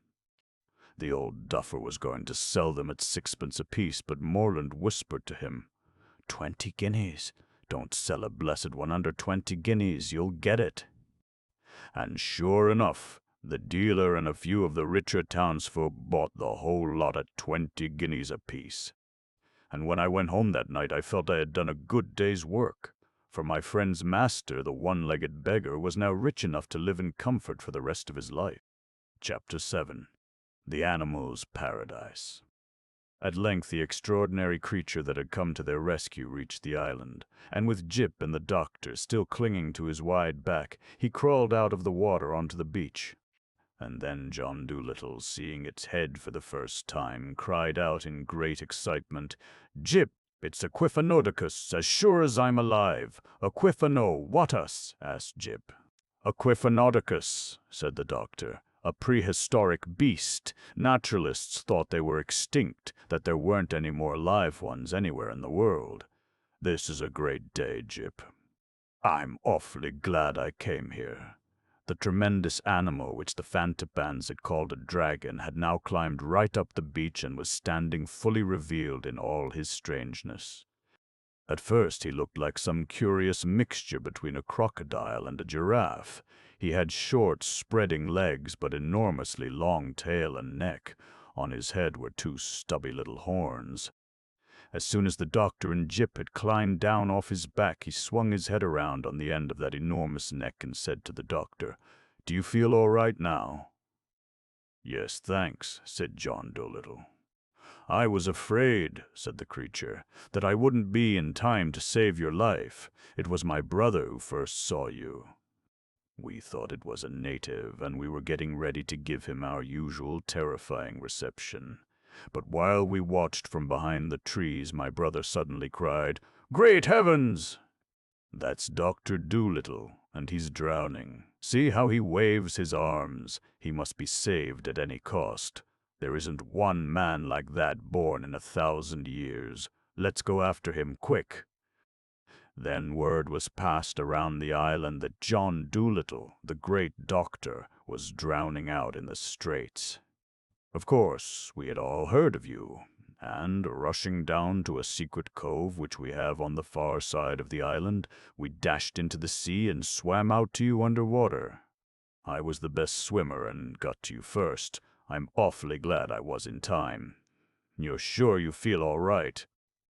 "Oh, quite," said the doctor. "Thank you.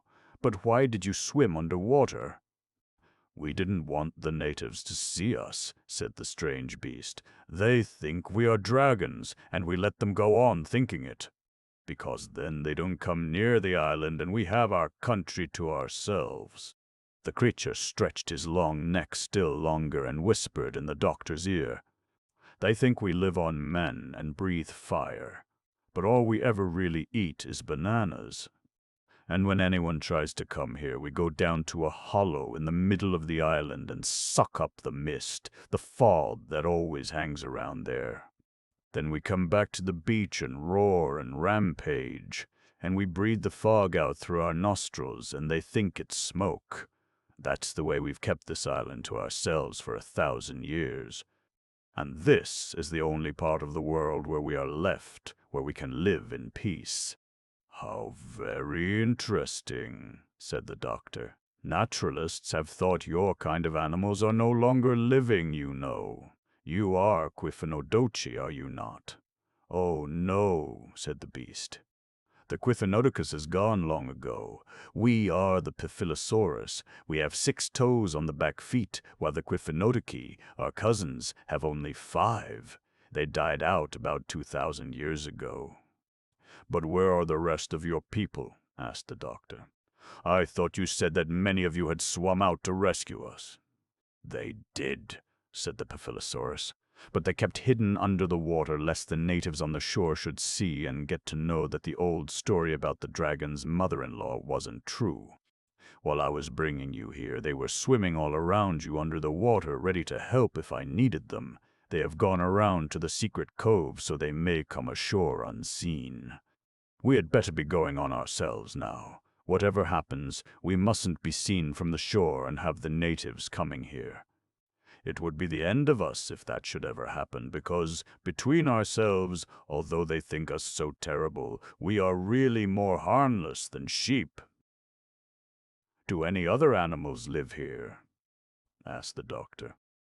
"Oh, yes, indeed," said the Paphilosaurus. "This island is entirely peopled by harmless, vegetable-feeding creatures. If we had the others, of course, we wouldn't last long. But come, I will show you around the island. Let us go quietly up that valley there, so we shan't be seen till we reach the cover of the woods." Then John Dolittle and Jip were taken by the Paphilosaurus all over the island of No Man's Land. The doctor said afterward that he had never had a more enjoyable or more instructive day. The shores of the island all around were high and steep, which gave it the appearance Jim had spoken of, like a plum pudding. but in the center, on top, there was a deep and pleasant hollow, invisible from the sea and sheltered from the winds. In this great bowl, a good 30 miles across, the Piphyllosauruses had lived at peace for 1,000 years, eating ripe bananas and frolicking in the sun. Down by the banks of the streams, the doctor was shown great herds of hippopotami, feeding on the luscious reeds that grew at the water's edge. In the wide fields of high grass there were elephants and rhinoceri browsing. On the slopes where the forests were sparse he spied long-necked giraffes nibbling from the trees. Monkeys and deer of all kinds were plentiful, and birds swarmed everywhere. In fact, every kind of creature that does not eat meat was there, living peaceably and happily with the others in this land where vegetable food abounded and the disturbing tread of man was never heard. Standing on the top of the hill with Jip and the Piphylosaurus at his side, the doctor gazed down over the wide bowl full of contented animal life and heaved a sigh. This beautiful land could also have been called the animals' paradise, he murmured. Long may they enjoy it to themselves. May this indeed be no man's land forever. You, doctor, said the deep voice of the Piphylosaurus at his elbow, are the first human in 1,000 years that has set foot here. The last one was King Kakabuchi's mother-in-law. By the way, what really became of her? Asked the doctor. The natives believe she was turned into a dragon, you know. We married her off, said the great creature, nibbling idly at a lily stalk. We couldn't stand her here, any more than the king could. You never heard anybody talk so in all your life. Yes, we carried her one dark night by sea far down the coast of Africa and left her at the palace door of a deaf king who ruled over a small country south of the Congo River. He married her. Of course, being deaf, he didn't mind her everlasting chatter in the least. And now for several days the doctor forgot all about his post office work and King Coco and his ship at anchor and everything else, for he was kept busy from morning to night with all the animals who wanted to consult him about different things. Many of the giraffes were suffering from sore hoofs, and he showed them where to find a special root that could be put into a foot bath and would bring immediate relief.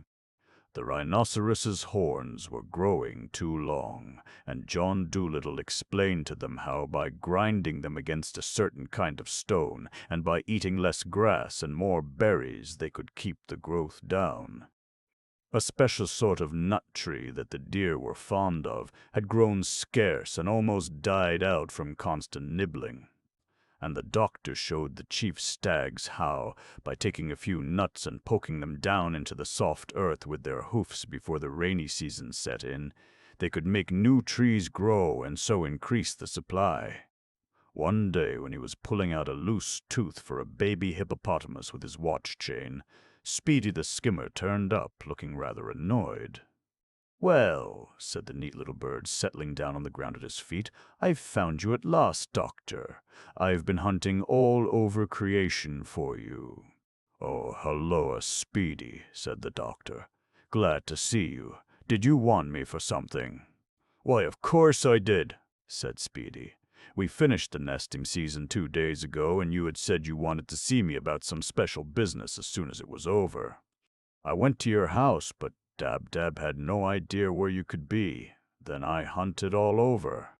At last I heard some gossiping boatmen down at the harbor say that you came to this island 5 days ago and had never returned. All the Fantipans have given you up for lost.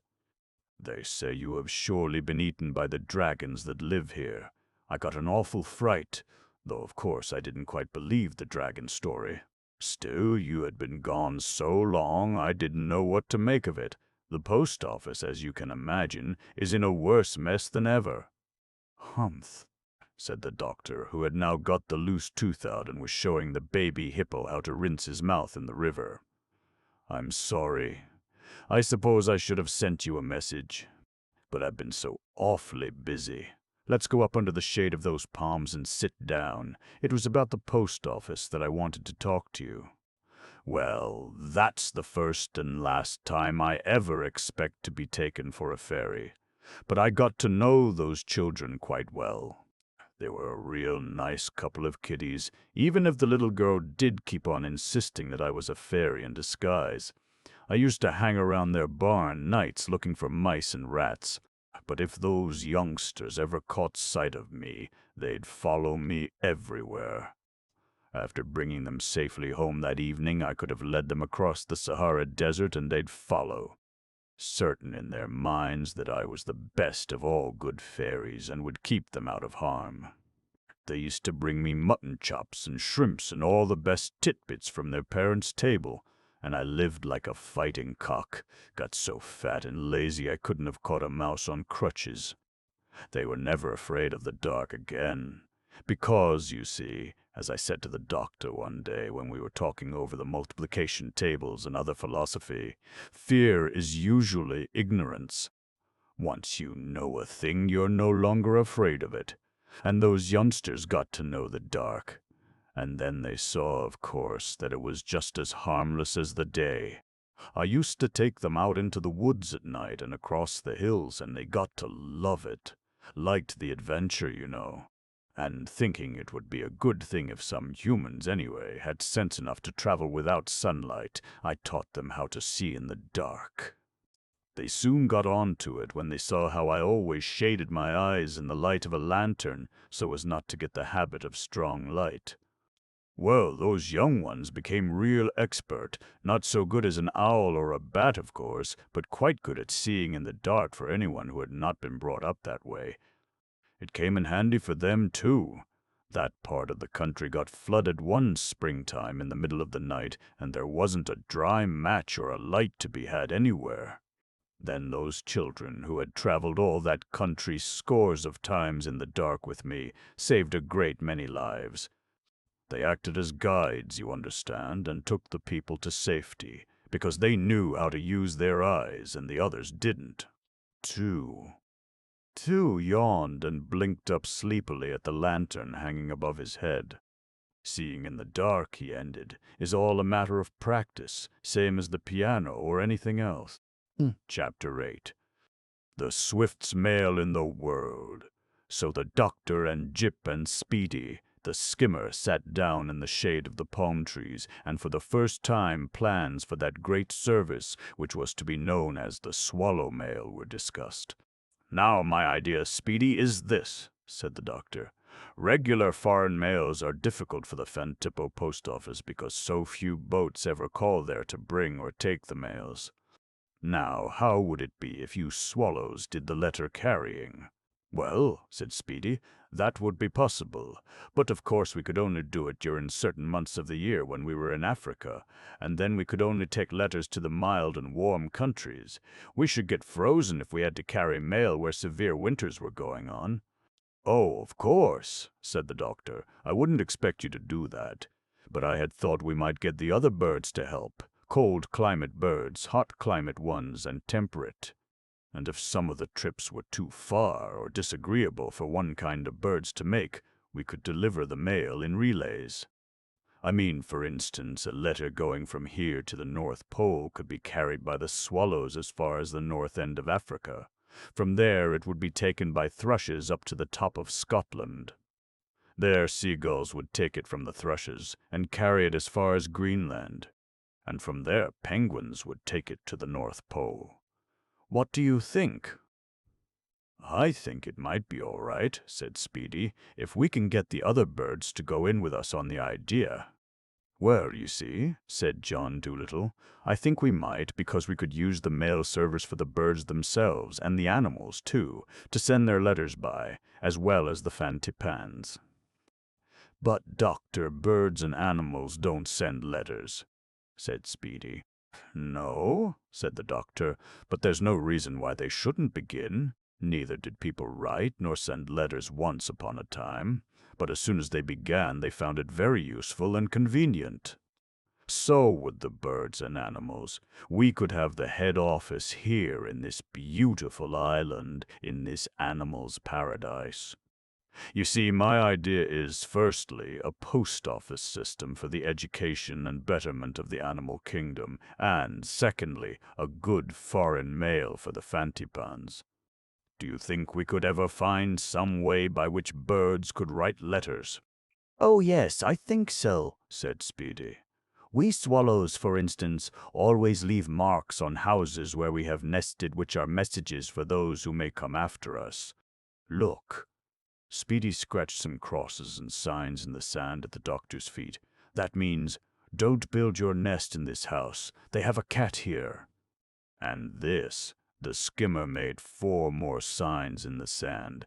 This means good house. Flies plentiful, folks quiet. Building mud can be found behind the stable.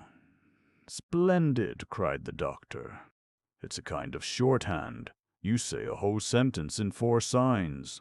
And then, Speedy went on, nearly all other kinds of birds have a sign language of their own. For example, the kingfishers have a way of marking the trees along the river to show where good fishing is to be found. And thrushes have signs, too. One I've often seen on stones, which means, crack your snail shells here. That's so the thrushes won't go throwing their snail shells all over the place and scare the live snails into keeping out of sight. There you are, said the doctor. I always thought you birds had at least the beginnings of a written language, otherwise you couldn't be so clever.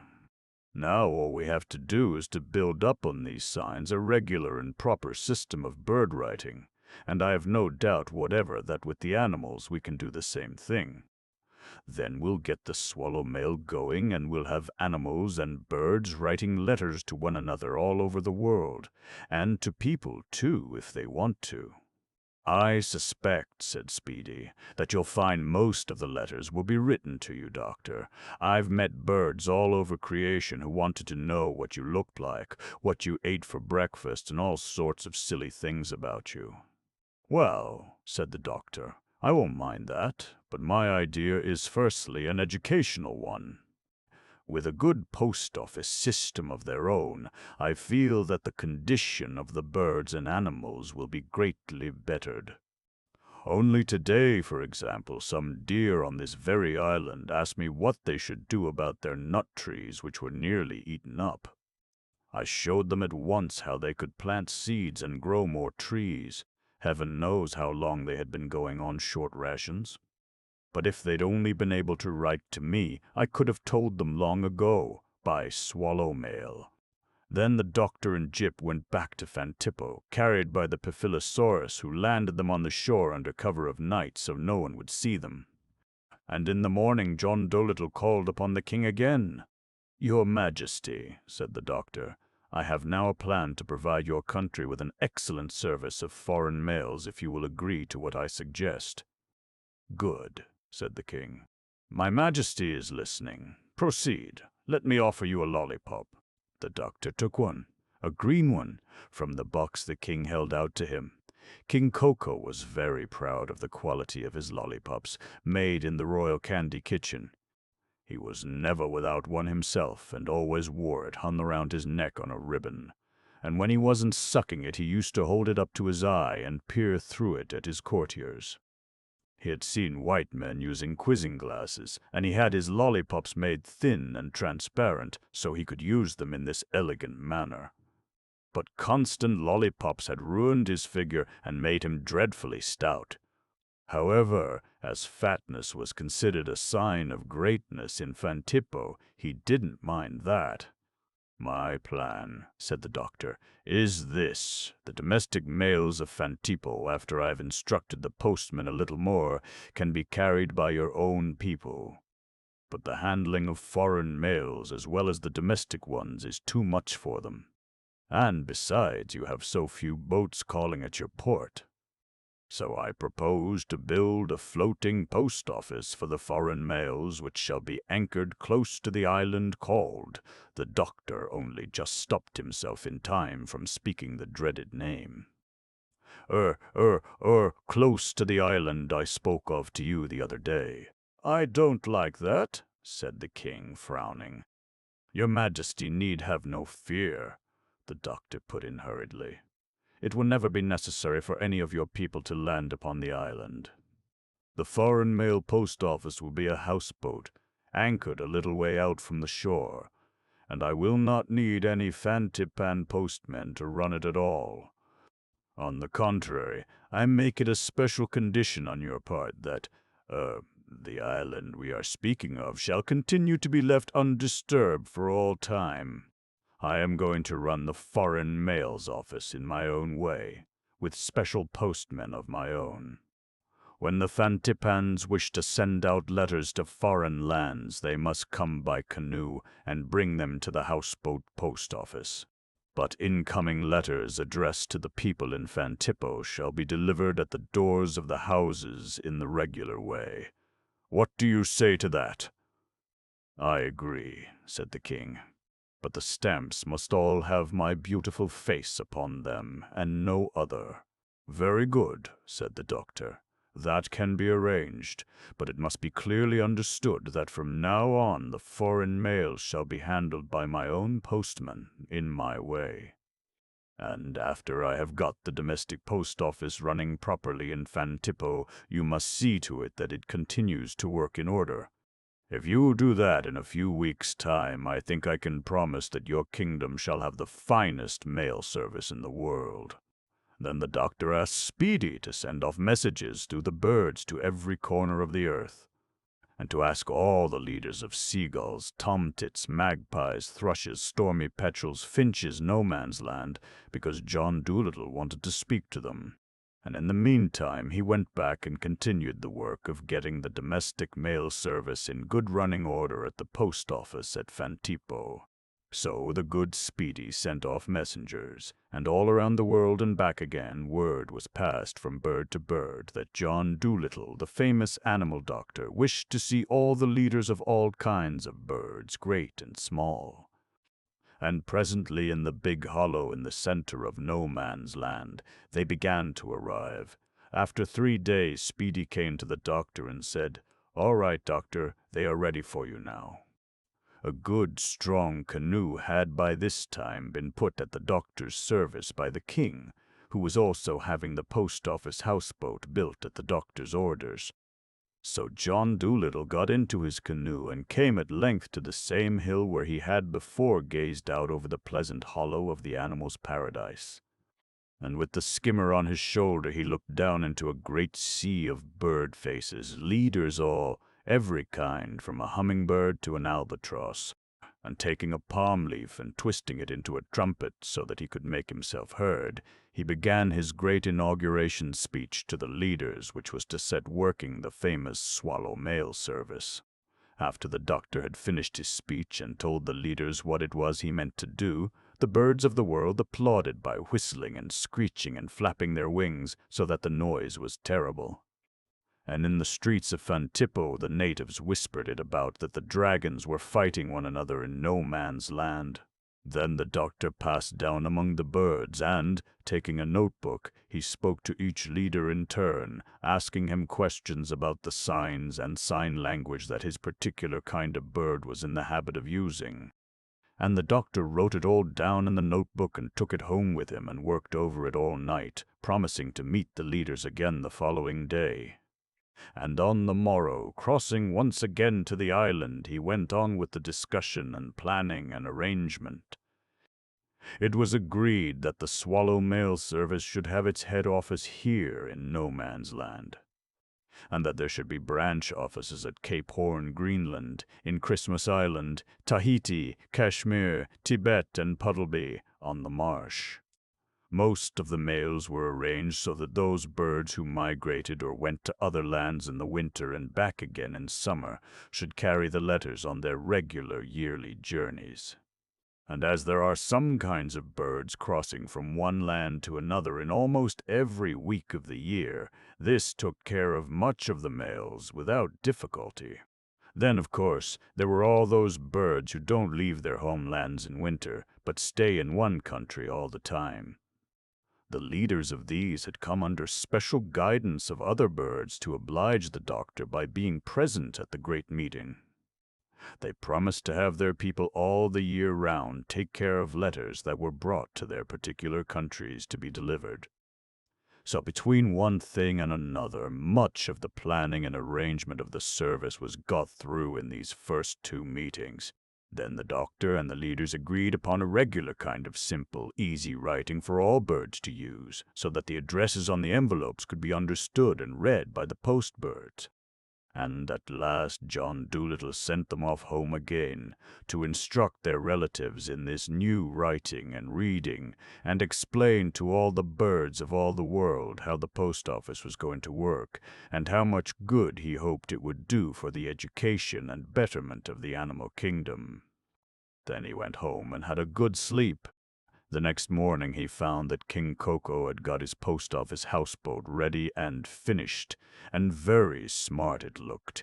It was paddled out and anchored close to the shore of the island. Then Dab Dab, Jip, Toot Toot, Gub Gub, the Pushme-Pullyu, and the White Mouse were brought over, and the doctor gave up his house on the main street of Fentipo and settled down to live at the Foreign Mails post office for the remainder of his stay. And now John Dolittle and his animals got tremendously busy arranging the post office, its furniture, the stamp drawers, the postcard drawers, the weighing scales, the sorting bags, and all the rest of the paraphernalia. Dab Dab, of course, was housekeeper as usual, and she saw to it that the post office was swept properly every morning. Jip was the watchman, and had charge of locking up at night and opening in the morning. Two, with his head for mathematics, was given the bookkeeping, and he kept account of how many stamps were sold and how much money was taken in. The doctor ran the information window and answered the 101 questions that people are always asking at post offices, and the good and trusty Speedy was here, there, and everywhere. And this was how the first letter was sent off by the swallow mail. King Koko himself came one morning and, putting his large face in at the information window, asked, "What is the fastest foreign mail delivery ever made by any post office anywhere in the world?" "The British post office is now boasting," said the doctor, "that it can get a letter from London to Canada in 14 days. "All right," said the king. "Here's a letter to a friend of mine who runs a shoeshine parlor in Alabama. Let me see how quickly you can get me an answer to it." Now, the doctor really had not got everything ready yet to work the foreign mails properly, and he was about to explain to the king. But Speedy hopped up on the desk and whispered, "Give me that letter, doctor. We'll show him." Then, going outside, he called for Quip the carrier. "Quip," said Speedy, "take this letter to the Azores as fast as you can. There you'll just catch the white-tailed Carolina warblers about to make their summer crossing to the United States. Give it to them and tell them to get the answer back here as quick as they know how." In a flash, Quip was gone, seaward. It was 4 o'clock in the afternoon when the king brought that letter to the doctor. And when His Majesty woke up in the morning and came down to breakfast, there was the answer to it lying beside his plate. Chapter 9. The Secret Lake. During the course of the next day's travel, the country became, as the snake had foretold, freer and more open. Little by little the islands grew fewer, and the mangroves not so tangly. In the dreary views there was less land and more water. The going was much easier now. For miles at a stretch the doctor could paddle, without the help of his guide, in water that seemed to be quite deep. It was indeed a change to be able to look up and see a clear sky overhead once in a while, instead of that everlasting network of swamp trees. Across the heavens the travelers now occasionally saw flights of wild ducks and geese, winging their way eastward. "That's a sign we're near open water," said Dab Dab. "Yes," the snake agreed. "They're going to Junganyika. It is the feeding ground of great flocks of wild geese." It was about 5 o'clock in the evening when they came to the end of the little islands and mudbanks, and as the canoe's nose glided easily forward into entirely open water, they suddenly found themselves looking across a great inland sea. The doctor was tremendously impressed by his first sight of the secret lake. If the landscape of the swamp country had been mournful, This was even more so. No eye could see across it. The edge of it was like the oceans, just a line where the heavens and the water meet. Ahead to the eastward, the darkest part of the evening sky, even this line barely showed, for now the murky waters and the frowning night blurred together in an inky mass. To the right and left, the doctor could see the fringe of the swamp trees running around the lake, disappearing in the distance north and south. Out in the open, great banks of gray mist rolled and joined and separated as the wailing wind pushed them fretfully hither and thither over the face of the waters. "My word," the doctor murmured in a quiet voice. Here one could almost believe that the flood was not over yet. "Jolly place, ain't it?" came Cheapside's cheeky voice from the stern of the canoe. "Give me London any day, in the worst fog ever. This is a bloomin' eel's country. Look at them mist shadows scattin' round the lake. Might be old Noah and his family playin' ring-a-ring-a-rosies in their nightshirts. They're that lifelike." "The mists are always there," said the snake. "Always have been. In them the first rainbow shone." "Well," said the sparrow, "I'd sell the whole place cheap if it was mine. Mists and all. How many 100 miles of this bonny blue ocean have we got to cross before we reach our Mr. Mudface?" "Not very many," said the snake. "He lives on the edge of the lake a few miles to the north. Let us hurry and try to reach his home before darkness falls." Once more with the guide in front, but this time at a much better pace, the party set off. As the light grew dimmer, the calls of several night birds sounded from the mangroves on the left. Two told the doctor that many of these were owls, but of kinds that he had never seen or met with before. "Yes," said the doctor. "I imagine there are lots of different kinds of birds and beasts in these parts that can be found nowhere else in the world." At last, while it was still just light enough to see, the snake swung into the left and once more entered the outskirts of the mangrove swamps. Following him with difficulty in the fading light, the doctor was led into a deep, gladdy cove. At the end of this, the nose of the canoe suddenly bumped into something hard. The doctor was about to lean out to see what it was when a deep, deep bass voice spoke out of the gloom quite close to him. "Welcome, John Dolittle. Welcome to Lake Janganyika."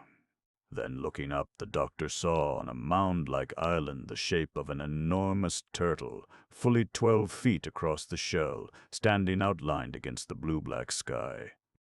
The long journey was over at last.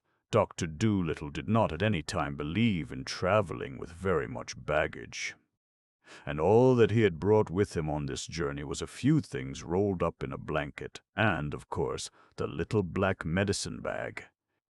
Among those things, luckily, however, were a couple of candles, and if it had not been for them, he would have had hard work to land safely from the canoe. Getting them lighted in the wind that swept across the lake was no easy matter. But to protect their flame, Two wove a couple of little lanterns out of thin leaves, through which the light shone dimly green but bright enough to see your way by. To his surprise, the doctor found that the mound or island on which the turtle lived was not made of mud, though muddy footprints could be seen all over it. It was made of stones cut square with a chisel. While the doctor was examining them with great curiosity, the turtle said, "They are the ruins of a city. I used to be content to live and sleep in the mud, but since my gout has been so bad, I thought I ought to make myself something solid and dry to rest on. Those stones are pieces of a king's house." "Pieces of a house, of a city," the doctor exclaimed, peering into the wet and desolate darkness that surrounded the little island. "But where did they come from?" "From the bottom of the lake," said the turtle. "Out there." Mudface nodded toward the gloomy, wide-stretching waters. "There stood, thousands of years ago, the beautiful city of Shalba. Don't I know when for long enough I lived in it? Once it was the greatest and fairest city ever raised by men, and King Mashtu of Shalba, the proudest monarch in the world. Now I, Mudface the turtle, make a nest in the swamp out of the ruins of his palace. Ha, ha! You sound bitter, said the doctor. Did King Mashtu do you any harm? I should say he did, growled Mudface. But that belongs to the story of the flood. You have come far. You must be weary and in need of food. Well, said the doctor, I am most anxious to hear the story. Does it take long to tell? About 3 weeks would be my guess, whispered Cheapside. Turtles do everything slow. Something tells me that story is the longest story in the world, Doctor. Let's get a nap and a bite to eat first. We can hear it just as well tomorrow. So, in spite of John Dolittle's impatience, the story was put off till the following day. For the evening meal, Dab-Dab managed to scout around and gather together quite a nice mess of freshwater shellfish, and two collected some marshberries that did very well for dessert. Then came the problem of how to sleep. This was not so easy because, although the foundations of the turtle's mound were of stone, there was hardly a dry spot on the island left where you could lie down. The doctor tried the canoe, but it was sort of cramped and uncomfortable for sleeping, and now even there, too, the mud had been carried by Dab-Dab's feet and his own. In this country, the great problem was getting away from the mud. When Noah's family first came out of the ark, said the turtle, they slept in little beds which they strung up between the stumps of the drowned trees. Ah, hammocks, cried the doctor. Of course, the very thing. Then, with Jip's and Dab-Dab's help, he constructed a very comfortable basket-work hammock out of willow wands and fastened it between two larger mangroves. Into this he climbed and drew the blanket over him. Although the trees leaned down toward the water with his weight, they were quite strong, and their bendiness acted like good bed-springs. The moon had now risen, and the weird scenery of Junganyika was all green lights and blue shadows. As the doctor snuffed out his candles, and Jip curled himself up at his feet, the turtle suddenly started humming a tune in his deep bass voice, waving his long neck from side to side in the moonlight. "What is that tune you are humming?" asked the doctor. "That's the Elephant's March," said the turtle. "They always played it at the Royal Circus of Shalba for the elephants' procession." "Let's hope it hasn't many verses," grumbled Cheapside, sleepily putting his head under his wing. The sun had not yet risen on the gloomy waters of Lake Junganyika before Jip felt the doctor stirring in his hammock, preparing to get up. Presently, Dab-Dab could be heard messing about in the mud below, bravely trying to get breakfast ready under difficult conditions. Next Cheapside, grumbling in a sleepy chirp, brought his head out from under his wing, gave the muddy scenery one look, and popped it back again. But it was of little use to try to get more sleep now. The camp was astir. John Dolittle, bent on the one idea of hearing that story, had already swung himself out of his hammock and was now washing his face noisily in the lake. Cheapside shook his feathers, swore a few words in Cockney, and flew off his tree down to the doctor's side. "Look here, doctor," he whispered, "this ain't an awesome place to stay at all. I'm all full of cramp from the damp night air. You'd get web-footed if you loitered in this country long. Listen, you want to be careful about getting old Mudface started on his yarn spinning. Do you know what he reminds me of? Them old Crimea War veterans. Once they begin telling their reminiscences, there's no stopping 'em. He looks like one, too, with that long, scrawny neck of his. Tell him to make it short and sweet, just to give us the outline of his troubles, like, see? The sooner we can shake the mud of this place off our feet and make tracks for Fantippo, the better it'll be for all of us." Well, when breakfast had been disposed of, the doctor sharpened his pencil, got out a notebook, and, telling Tutu to listen carefully in case he should miss anything, he asked the turtle to begin the story of the flood. Cheapside had been right. Although it did not take a fortnight to tell, it did take a very full day. Slowly and evenly the sun rose out of the east, passed across the heavens, and sank down into the west. And still Mudface went murmuring on, telling of all the wonders he had seen in days long ago, while the doctor's pencil wiggled untiringly over the pages of his notebook. The only interruptions were when the turtle paused to lean down and moisten his long throat with the muddy water of the lake, or when the doctor stopped him to ask a question on the natural history of antediluvian times. Dab-Dab prepared lunch and supper and served them as silently as she could so as not to interrupt, but for the doctor they were very scrappy meals. On into the night the story went. And now John Dolittle wrote by candlelight while all his pets, with the exception of Tutu, were already nodding or dozing. At last, about 10:30, to Cheapside's great relief, the turtle pronounced the final words, and that, John Dolittle, is the end of the story of the flood by one who saw it with his own eyes. For some time after the turtle finished, no one spoke. Even the irreverent Cheapside was silent. Little bits of stars, dimmed by the light of a half-full moon, twinkled like tiny eyes in the dim blue dome that arched across the lake. Away off somewhere among the tangled mangroves, an owl hooted from the swamp, and Tutu turned his head quickly to listen. Dab-Dab, the economical housekeeper, seeing the doctor close his notebook and put away his pencil, blew out the candle. At last the doctor spoke. Mudface, I don't know when, in all my life I have listened to a story that interested me so much. I'm glad I came. I, too, am glad, John Dolittle. You are the only one in the world now who understands the speech of animals. And if you had not come, my story of the flood could not have been told. I'm getting very old and do not ever move far away from Junganyika. Would it be too much to ask you, said the doctor, to get me some souvenir from the city below the lake? Not at all, said the turtle. I'll go down and try to get you something right away. Slowly and smoothly, like some unbelievable monster of former days, the turtle moved his great bulk across his little island and slid himself into the lake without splashing or disturbance of any kind. Only a gentle swirling in the water showed where he had disappeared. In silence they all waited, the animals now, for the moment, reawakened and full of interest. The doctor had visions of his enormous friend moving through the slime of centuries at the bottom of the lake, hunting for some souvenir of the great civilization that passed away with the flood. He hoped that he would bring a book or something with writing on it.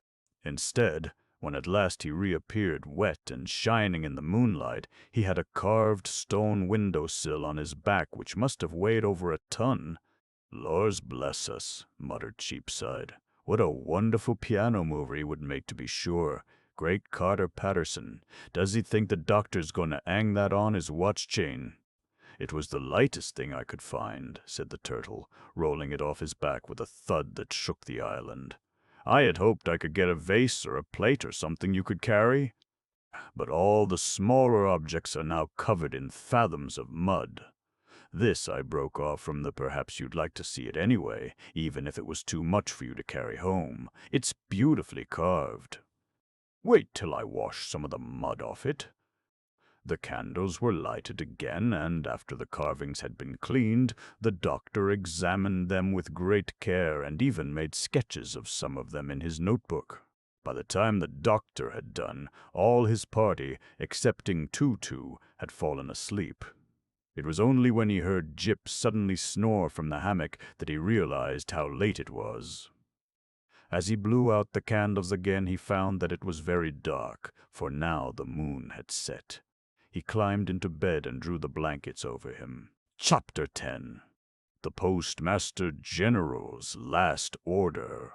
When Dab-Dab roused the party next morning, the sun was shining through the mist upon the lake, doing its best to brighten up the desolate scenery around them. Poor Mudface awoke with an acute attack of gout. He had not been bothered by this ailment since the doctor's arrival, but now he could scarcely move at all without great pain. And Dab-Dab brought his breakfast to him where he lay. John Dolittle was inclined to blame himself for having asked him to go hunting in the lake for souvenirs the night before. I'm afraid that was what brought on the attack, said the doctor, getting out his little black bag from the canoe and mixing some medicines. But you know you really ought to move out of this damp country to some drier climate. I'm aware that turtles can stand an awful lot of wet, but at your age one must be careful, you know. There isn't any other place I like as well, said Mudface. It's so hard to find a country where you're not disturbed these days. Here, drink this, the doctor ordered, handing him a teacup full of some brown mixture.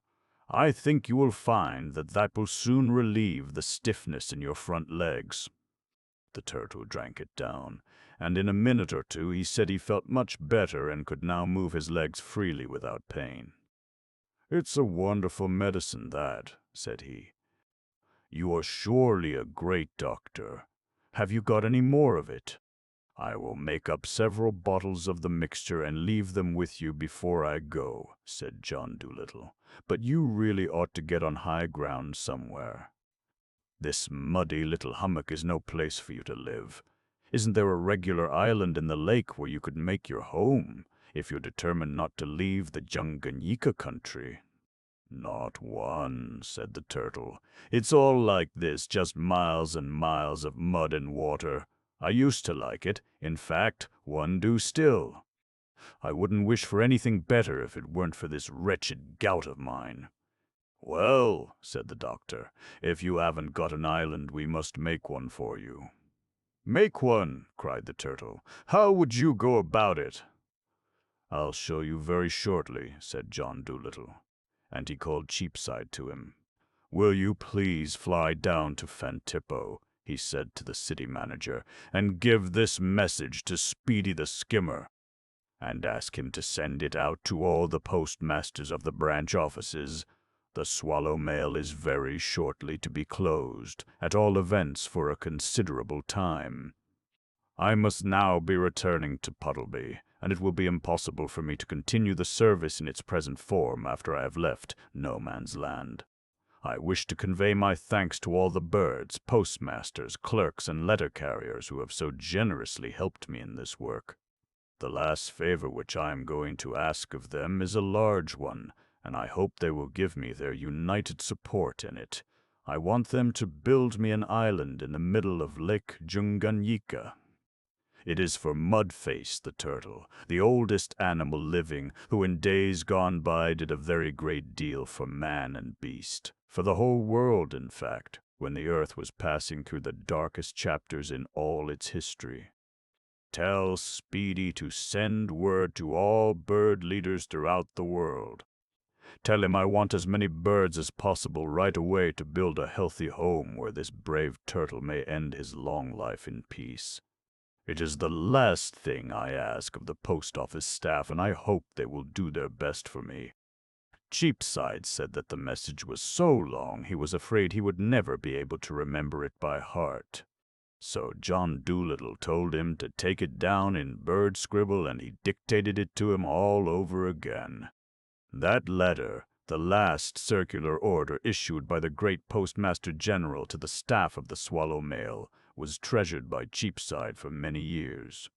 He hid it under his untidy nest in St. Edmund's left ear on the south side of the chancel of St. Paul's Cathedral. He always hoped that the pigeons who lived in the front porch of the British Museum would someday get it into the museum for him. But one gusty morning, when men were cleaning the outside of the cathedral, it got blown out of St. Edmund's ear, and before Cheapside could overtake it, it sailed over the housetops into the river and sank. The sparrow got back to Junganyika late that afternoon. He reported that Speedy had immediately, on receiving the doctor's message, forwarded it to the postmasters of the branch offices with orders to pass it on to all the bird leaders everywhere. It was expected that it was Speedy himself who woke the doctor at dawn the next day, and while breakfast was being eaten he explained to John Dolittle the arrangements that had been made. The work, the skimmer calculated, would take 3 days. All birds had been ordered to pick up a stone or a pebble or a pinch of sand from the seashore on their way and bring it with them. The larger birds who would carry stones were to come first, then the middle-sized birds, and then the little ones with sand. Soon, when the sky over the lake was beginning to fill up with circling ospreys, herons, and albatrosses, Speedy left the doctor and flew off to join them. There, taking up a position in the sky right over the center of the lake, he hovered motionless as a marker for the stone droppers. Then the work began. All day long, a never-ending stream of big birds, a dozen abreast, flew up from the sea and headed across Lake Yunganyika. The line was like a solid black ribbon, the birds dense, packed and close, beak to tail. And as each dozen reached the spot where Speedy hovered, 12 stones dropped into the water. The procession was so continuous and unbroken that it looked as though the sky were raining stones, and the constant roar of them splashing into the water out of the heavens could be heard a mile off. The lake in the center was quite deep, and of course tons and tons of stone would have to be dropped before the new island would begin to show above the water's surface. This gathering of birds was greater even than the one the doctor had addressed in the hollow of No Man's Land. It was the biggest gathering of birds that had ever been seen. For now not only the leaders came, but thousands and millions of every species. John Dolittle got tremendously excited, and jumping into his canoe, he started to paddle out nearer to the work. But Speedy grew impatient that the top of the stone pile was not yet showing above the water, and he gave the order to double up the line, and then double again, as still more birds came to help from different parts of the world. And soon, with 1,000 stones falling every fraction of a turtle's hummock, lest his canoe capsize. All that day, all that night, and half the next day this continued. At last, about noon on the morrow, the sound of the falling stones began to change. The great mound of seething white water, like a fountain in the middle of the lake, disappeared, and in its place a black spot showed. The noise of splashing changed to the noise of stone rattling on stone. The top of the island had begun to show. "It's like the mountains peeping out after the flood," Mudface muttered to the doctor.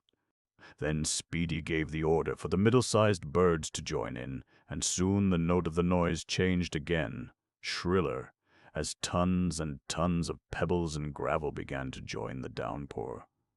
Another night and another day went by, and at dawn the gallant skimmer came down to rest his weary wings, for the workers did not need a marker any longer, now that a good-sized island stood out on the bosom of the lake for the birds to drop their burdens on. Bigger and bigger grew the homemade land, and soon Mudface's new estate was acres wide.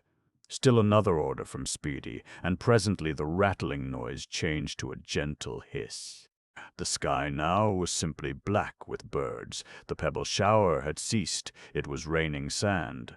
Last of all, the birds brought seeds, grass seeds, the seeds of flowers, acorns, and the kernels of palms.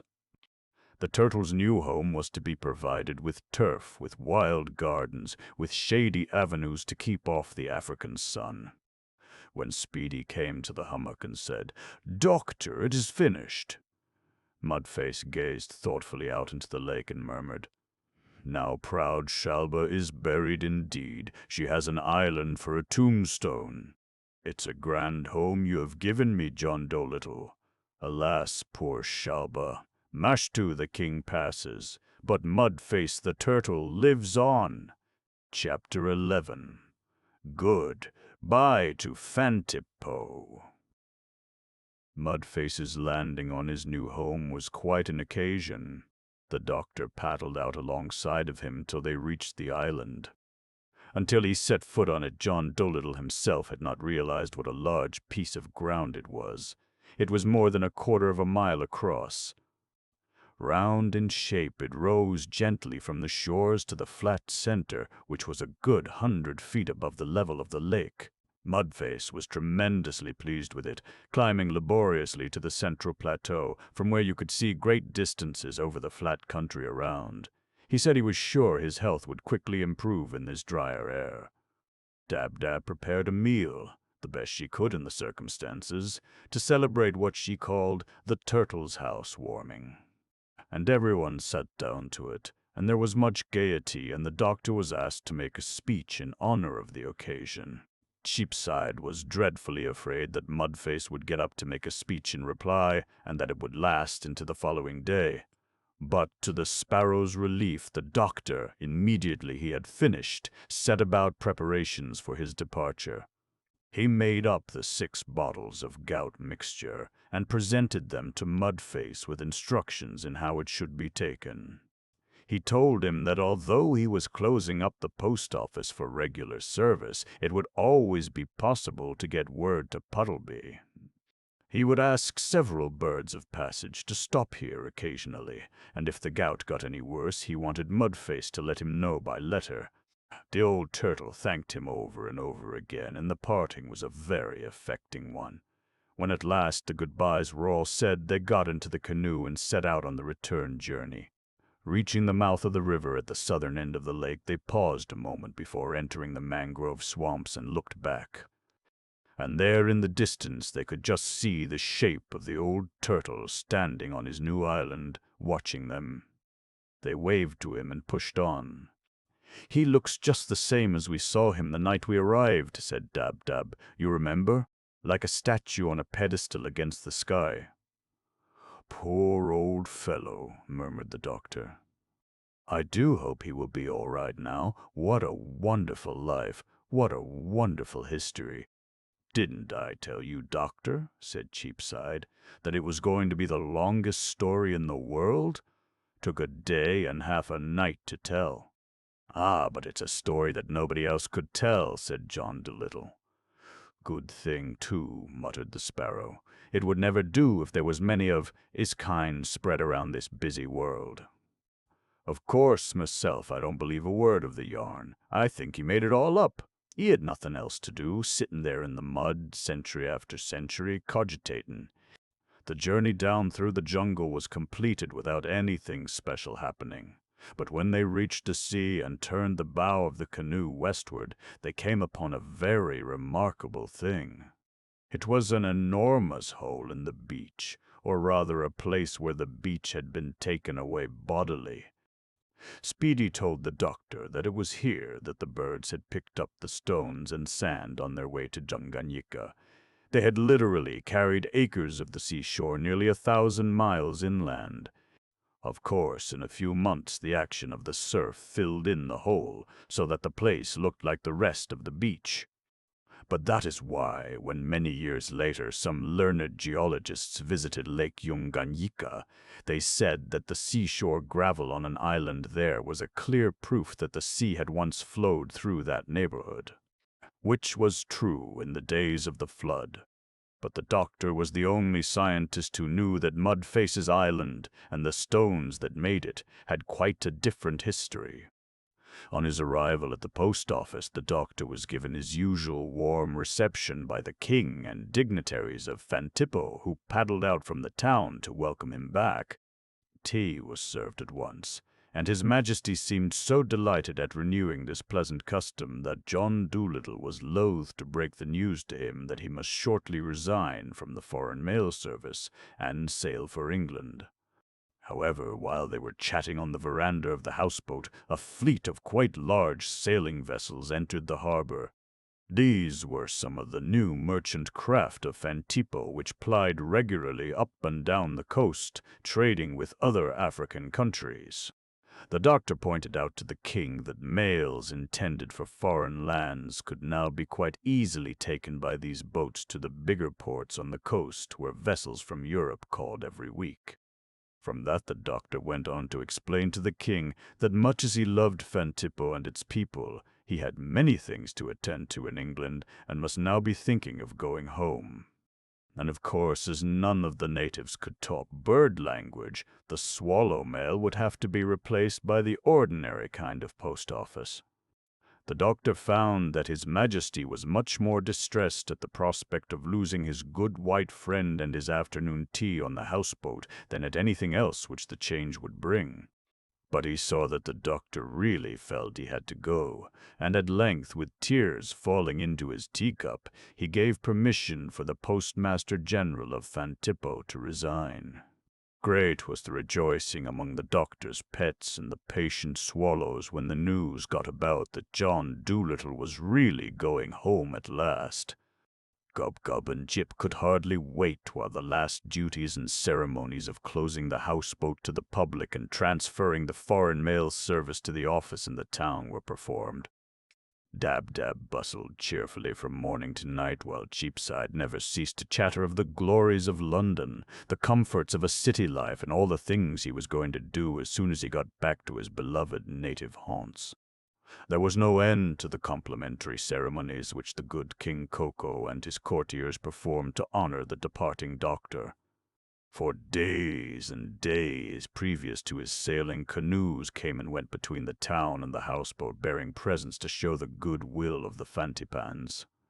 During all this, having to keep smiling the whole time, the doctor got sadder and sadder at leaving his good friends, and he was heartily glad when the hour came to pull up the anchor and put to sea.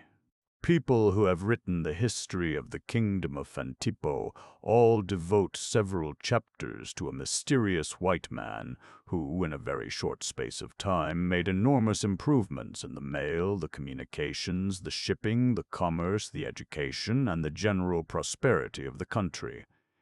Indeed, it was through John Dolittle's quiet influence that King Coco's reign came to be looked upon as the golden age in Fantipan history.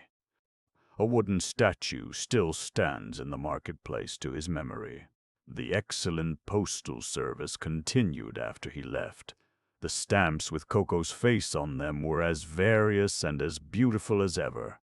On the occasion of the first annual review of the Fantippo merchant fleet, a very fine 2-shilling stamp was struck in commemoration, showing His Majesty inspecting his new ships through a lollipop quizzing glass. The king himself became a stamp collector, and his album was as good as a family photo album, containing as it did so many pictures of himself. The only awkward incident that happened in the record of the post office, which the doctor had done so much to improve, was when some ardent stamp collectors, wishing to make the modern stamps rare, plotted to have the king assassinated in order that the current issue should go out of date. But the plot was happily discovered before any harm was done. Years afterwards, the birds visiting Puddleby told the doctor that the king still had the flowers in the window boxes of his old houseboat carefully tended and watered in his memory. His Majesty, they said, never gave up the fond hope that someday his good white friend would come back to Fantippo with his kindly smile, his instructive conversation, and his jolly tea parties on the post office veranda.